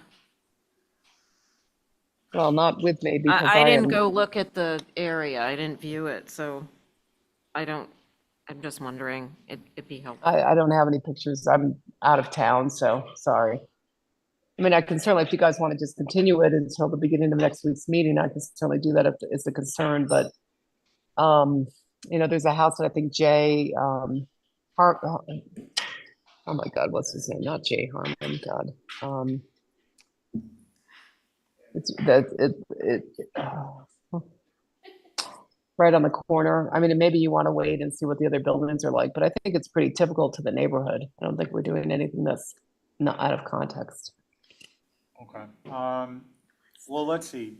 I just want to poll. Does anyone have context questions that would be satisfied by a view and we pick this up next week? If not, then we'll proceed. I mean, Val, I know does, but if we've got more people who don't have that concern, then I want to keep with it. If we have people who have that concern, then I want you to satisfy it. I'd be happy to have context photos. Okay, what I'd like to do is suggest then we just do a view, Lisa, since you volunteered, and it'll go on the agenda Mr. as a Chair. view, and everybody, it'll be in the packet, so drive out, put it. There's somebody has their hand raised. Okay, Stand hold on by. a moment, please. Sorry. And then we'll get context from actually seeing the drawings on our tablets in situ. Does anyone have a concern with that? No. Okay, and then we have a hand from someone in the public? Yeah. That's me, Ann Bruckner. We're directly across the street at 30 Willard. Winter Wade and Winter Wade, big sort of Charles Adamsy looking house. And we're right at the curve where Willard, which used to be Williams, swings around and heads up to Hulbert. So our issue is, and this may not be an HDC matter, I'm not sure who this falls under, but that curve in the road is potentially lethal. Cars come screaming down from the White Elephant, and there are often children playing around the bend and riding bikes around the bend. So having the driveway into this new structure right at that bend is hazardous in our view. So I don't have an issue. We don't have an issue with having the home there. It is the access, the driveway feeding out into that corner. So when you go look, if you would keep that in mind. Okay, thank you for your comment. You have identified that uncertainty with whose purview it is. It is not the HDC's in terms of the curve, but we understand your comment. DPW will look at that, and there is a bylaw with respect to, I believe, with respect to driveway location adjacent to a curve. And we'll certainly take a look at that. Okay. I mean, thank you, Anne, for bringing that up as a concern. I'll certainly Right. speak to the owner. They used to be two different streets. It used to be actually called William Street, and then after the corner of the curve, Willard Street, and the post office, because there's also a Williams Street, got confusing to the USPS. Okay. So Okay. the whole street, really. Thank you, Ann. Okay, thank you. Thank you. I Okay, got something to say if you want. Oh, please, Diane. It says, the style and simplicity is good. However, the rear addition is more massive than the main mass.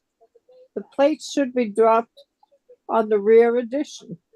The front-facing shed dormer should not overlap the adjacent gable.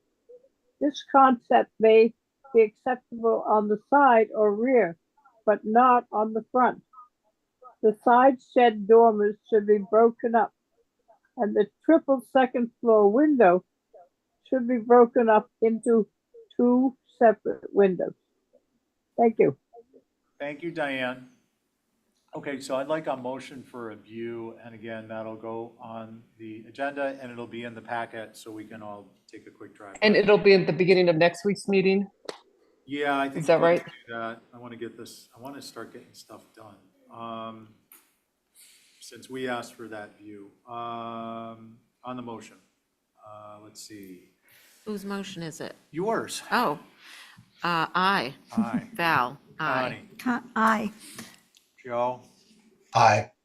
Thank you. Angus. Aye. I'm an aye. Thank Okay, you, guys. thanks, Lisa. Okay, We bye-bye. are on to 60 and 62 Old South Road. No. I just want to point out, we have, including this, 1, 2, 3, 4, 5, 6, and when we wrap up, we're going home. I'm not suggesting a lightning round or anything like that, but I am making the point. Val? Yes. Okay. Val Oliver with Nicholas Valero. Good evening. The long-awaited Jim, knowing where his family's greenhouses presently are, which we have to come in for probably a demo for those, but anyway, you probably saw some of this in the current in the newspaper when it got approved by the planning board. We're very excited about it.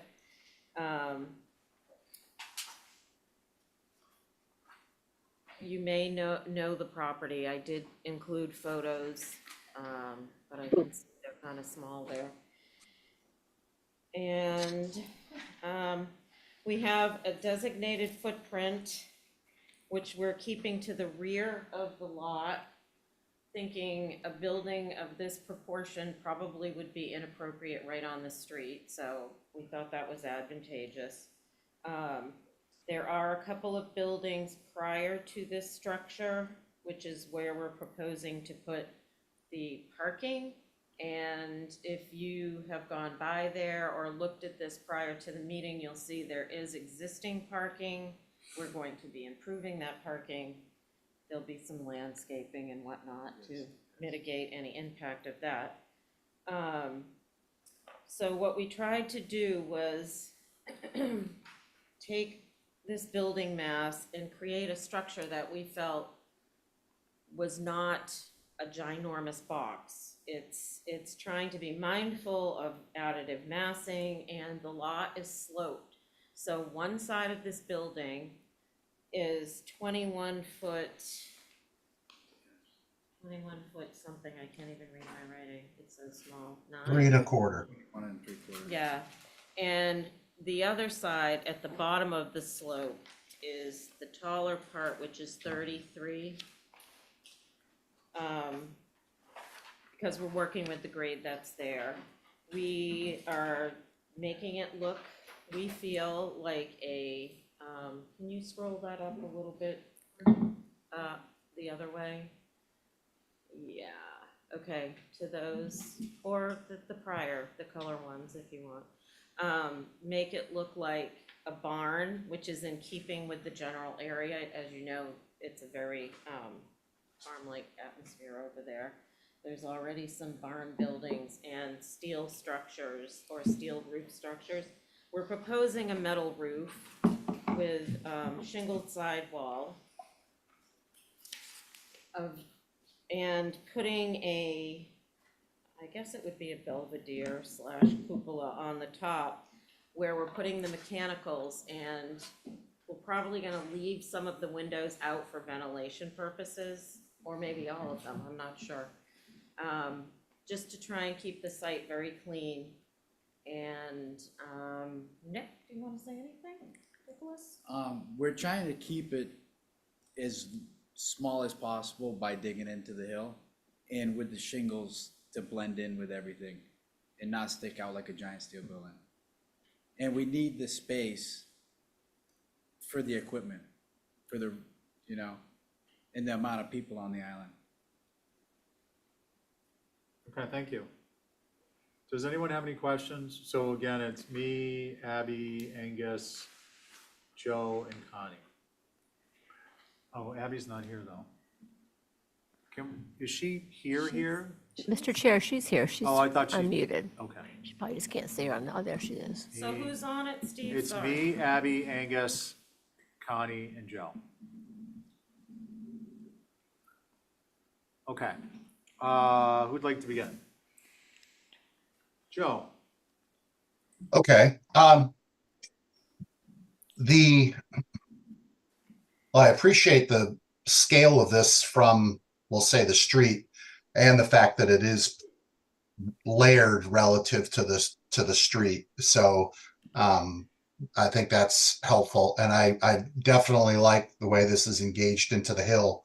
I think my favorite elevation, and I'm not probably not supposed to say that word, but is the right or the south elevation, and the shallow pitch, actually the 2-pitch on the front and the back, which is atypical, but I think it feels like it could have been a repurposed agrarian building. And I like that side elevation quite a bit, because I think it doesn't feel like it's being built like that. It feels like it's been added onto over time. The front elevation, the one that faces the street, is a little more rigid, and I think you could take a look at the doors that lead in and out of this. I don't know if those are automatic sliders that open when you approach them, but it just feels like some attention could be paid to the front doors. I'm being a little nitpicky here, but and the monitor that is up on the roof, I almost feel like it should have more glass, and maybe the windows get taller and join up with that additional freeze board that you have there. And I think that the windows could go all across this on both sides. I know you tried to keep it below the ridge so you don't have windows on the ends, but I think on on this elevation where the gable kind of terminates at that shingled wall, that feels a little peculiar to me. Other than that, I think the building's appropriate given the context. What's the color of the roof? It is dark gray. Okay. Yeah, So so those are just my comments. the front faces, the Valero's buildings. It doesn't face the road. What faces the road is the one that you liked, the right south elevation. Oh, really? Yeah. Oh, interesting. Okay. Thank Let me you. look at the site plan again. Thanks, Joe. Okay, thanks. So I was going to make the same comment, but since that's not facing the road, I guess the front, what I thought were the front doors were okay. I really appreciate this building. I really don't have anything else to add. Thank you. Thank you. Let's see, Abby?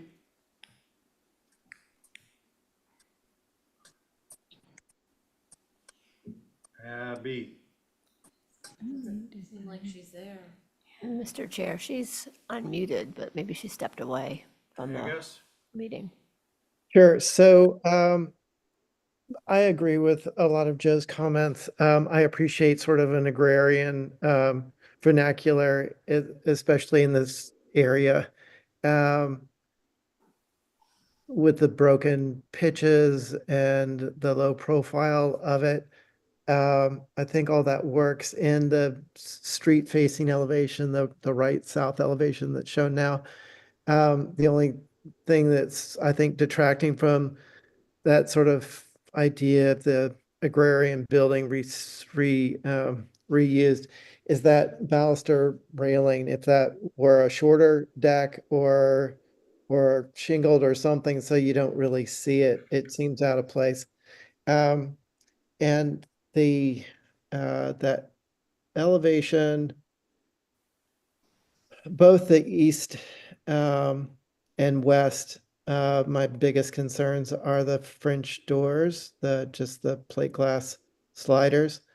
And I think that something on top of the roof makes a lot of sense. And, you know, maybe if it were, if that had to be mechanical, it could be mirrored or something, but I think, I think Joe's right about going more than less with the windows in there, something to, other than shingle space on that. That's all, thanks. Oh, one thing, a big thing, it's the siding. I just, Old South Road is, well, it's one of one of the roads on the island that really is like the least like Nantucket. And one of the things that makes it feel that way is sort of that drive up, park in front thing, especially across the street. And so I appreciate the idea of the scale being set back, but a lot of what's on the street is right up at the street.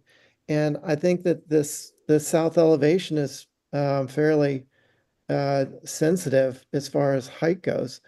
I'm not saying that it would want to be, you know, right up on the road, but the idea of a lot of visible parking being right in front of this building is a concern. Thanks.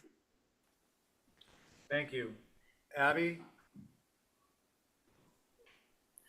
Mr. Chair, I just texted her and she didn't respond, but she's not muted, so I don't know why she's. Do we need a wellness check?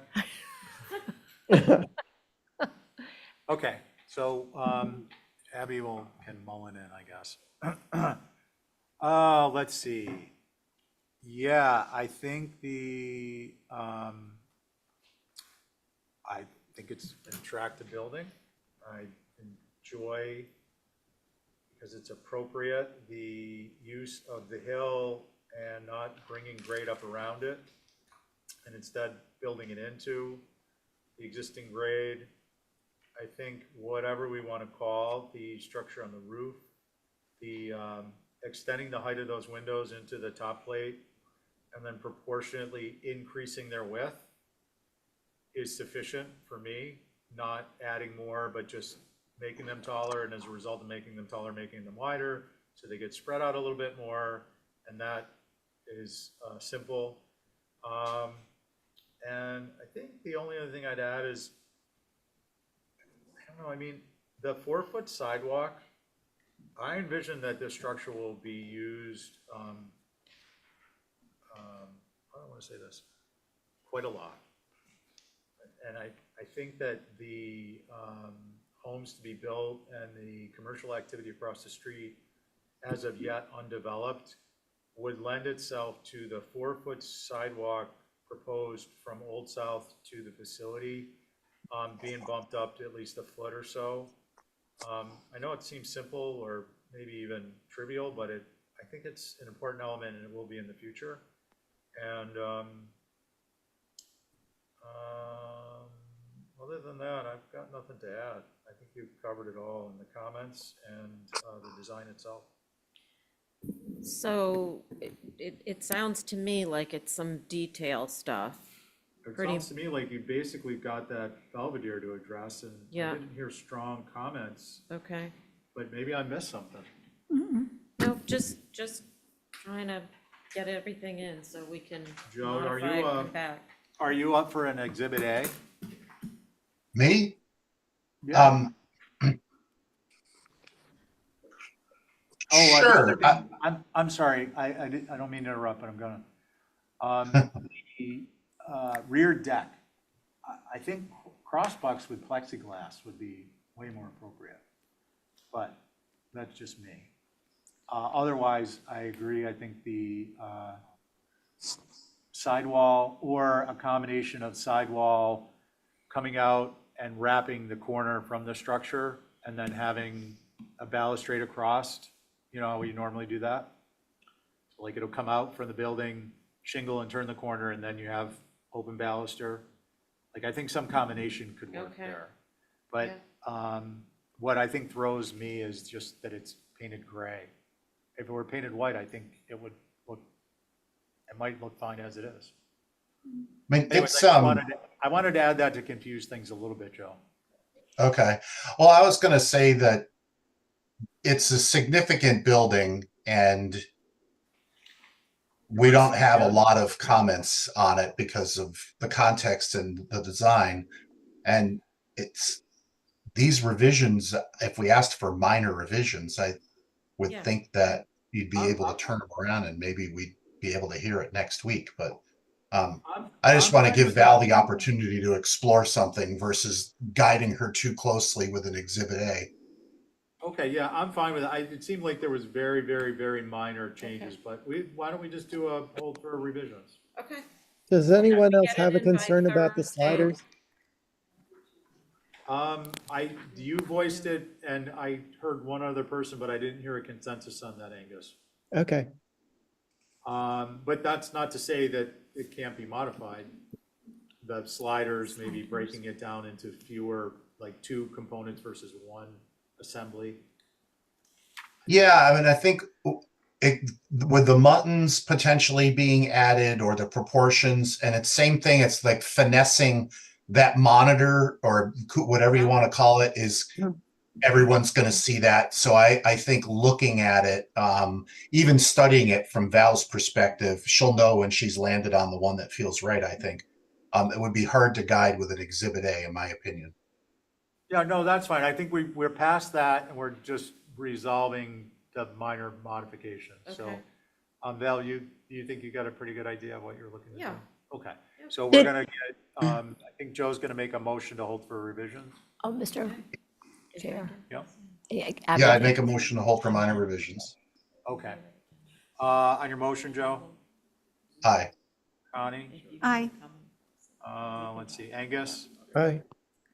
Abby, were you just not able to respond, but you heard all that? Yes, and I didn't know if you had a full board, but I listened to the whole thing, and I actually I think it was on my review, and I really liked it with a few minor changes. So Okay, and you're good with the changes we've suggested? Yes, yeah, very much. Okay, so you're a yes on the vote? Well, it's coming back, right?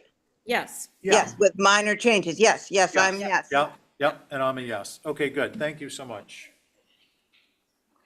All right, 14 Silver Street.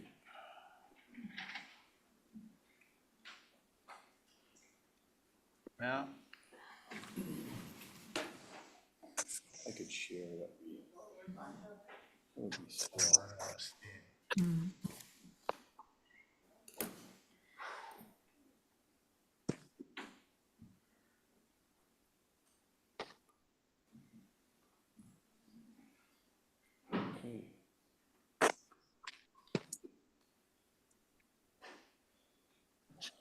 With your permission, I can start, Mr. Chair. Please, thank you.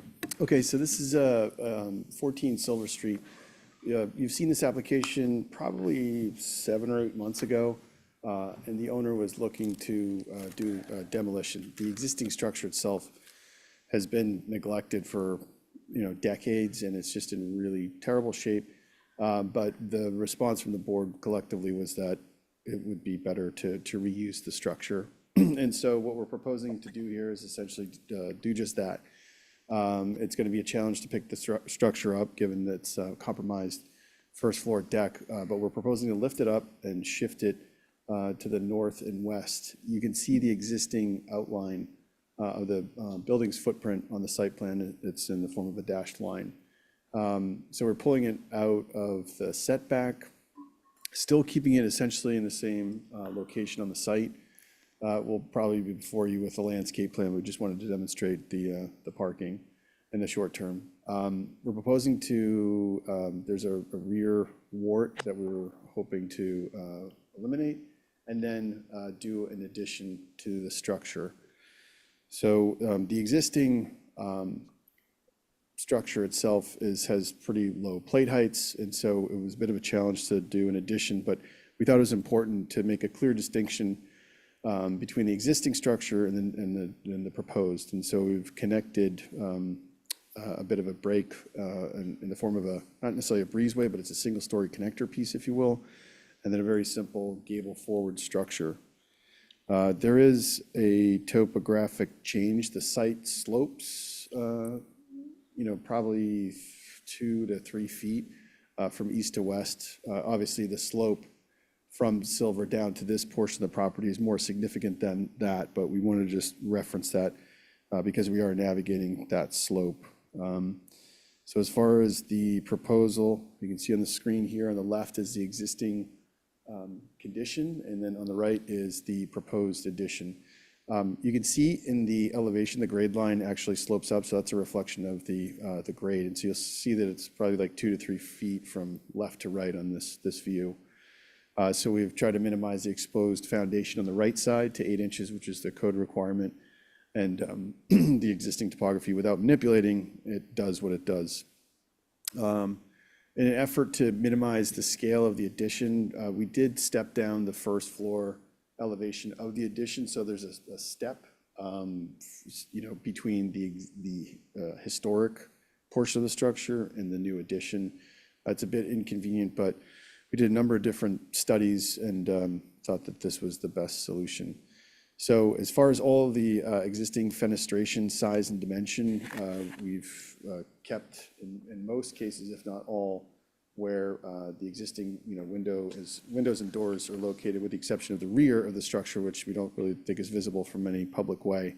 We obviously have a high concentration of French doors in the rear, but again, pretty far from Silver Street, and again on the back of the property, so not really visible.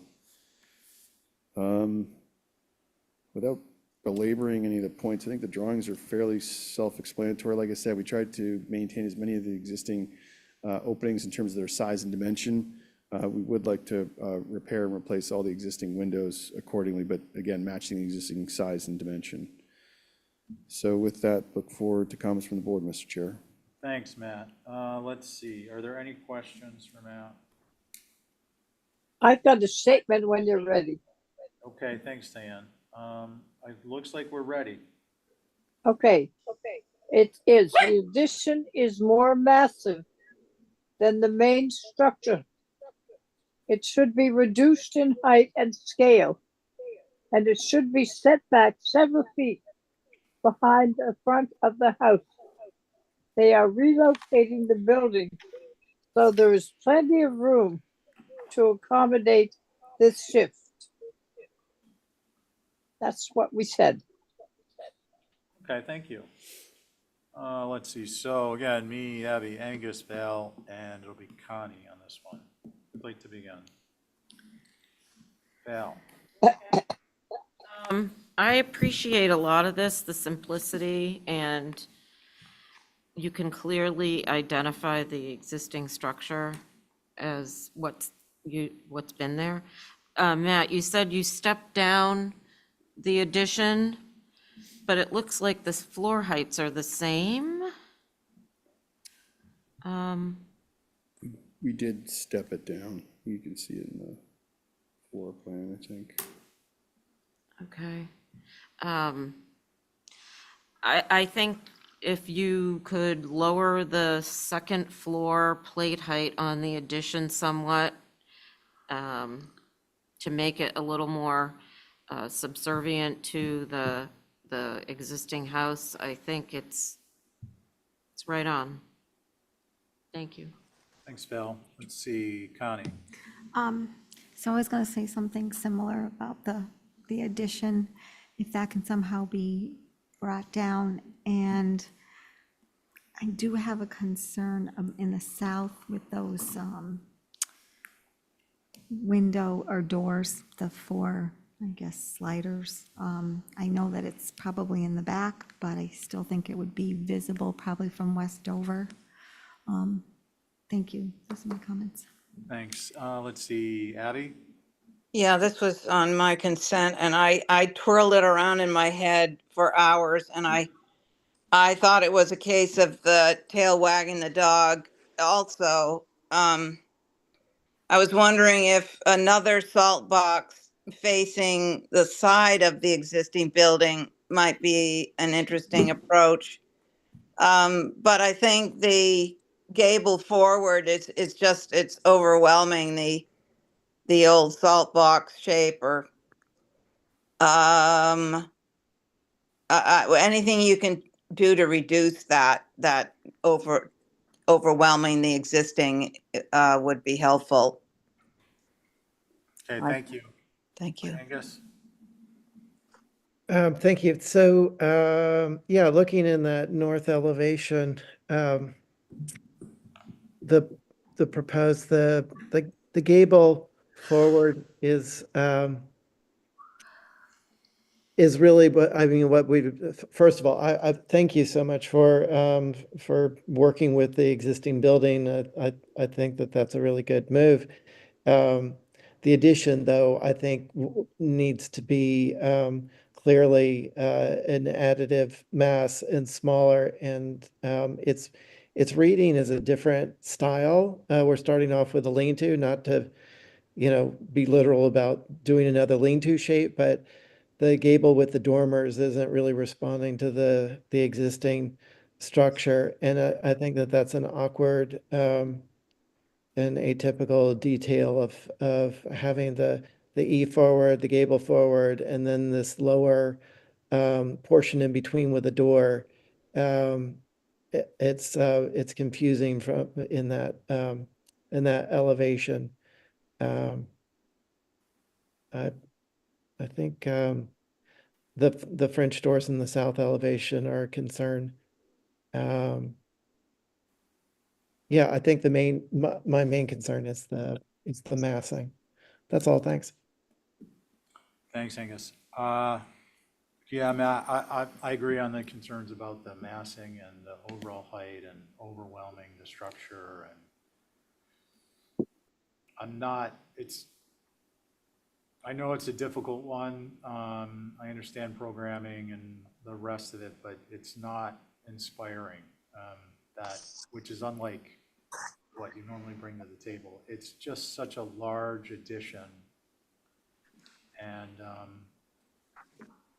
hate to have to say that.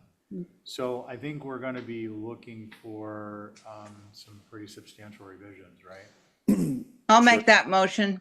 Could I just Matt, go ask ahead. too, so it's basically the size and scale. I mean, it is tricky. We tried like Yeah. 10 ways to Sunday. One other thought I had just as I was sitting here is like, would we ever consider putting a door or a primary door in the new addition so that the historic portion looks like the secondary mass, potentially?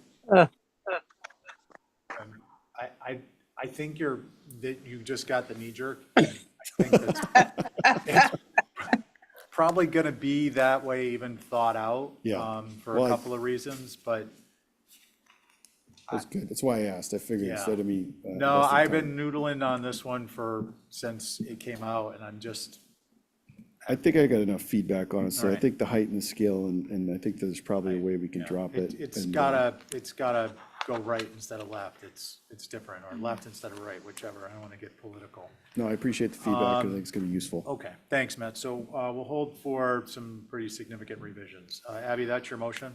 Yes. Gosh, I just thought if that had lower plate height. No way, girl. On your motion, Abby, I'm an aye.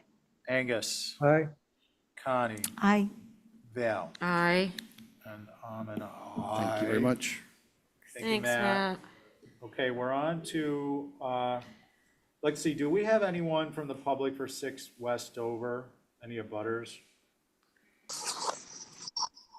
All right, that's being held. Sorry, Mr. Chair, I don't see anybody. Okay, thank you. So we have 47 Center, demo roof walk, and roof replacement. So we're just gonna open these together. And then we have one left before we go on 137 Old South Road. But we don't have anybody to represent it? We're gonna see if there's anyone on the line. Mr. Chair, I don't see anybody in the attendee list. And any of these? Nope. Nope. Is Tobias gonna run through the door? What, did he have something? He's The last He one. might not Right. have, the way the agenda is written, he might not have seen it. It's at the very bottom underneath the black No, he was line. here. He was was here. I here talked to him about earlier. it. Oh, he did, okay. Yeah, okay. Well, geez, folks, Motion to adjourn? I think we're gonna need to get a, We have minutes to approve. motion to approve the minutes of October 29th. And Mr. Chair, also November, oh no, sorry, that's review. Yeah, those Never are mind, scratch that. Do we have a motion on the minutes? I'll make that motion. Let's see, it'll be Angus on your motion, Aye. Abby, Aye. Val, Aye. Joe. I. Okay, now I'm gonna abstain. And we're gonna look for at 11 to 8, a motion to adjourn. So moved. Make that motion. Quickly, guys. Yeah, I know. At this point, who was it that motioned? So moved. Angus, on your motion? Aye. Abby? Aye. Joe? Aye. And on to Val? Aye. And I'm an aye. Okay, thank you, Good night, everyone. you guys. Thank you. Night. Wow. I wish we'd gotten 7:49. more. I'll go home right home and make my revisions. Question on that shed there for Matt, who was on the last board? Connie or Joe? Wasn't the shed, what was it? Oh, Connie. Westover? Silver Street. You were on Silver, Oh, right? Silver, right. Connie or was it Joe? Just the one Matt just spoke with. It was Yeah, Connie. no. Oh, I thought it was you. Oh, yeah, wait a minute. Yeah, it was you, because you said the doors in the back. That's Westover, yeah, Yeah. that was me. That's all right. Well, it's late. I'm about ready to fold up.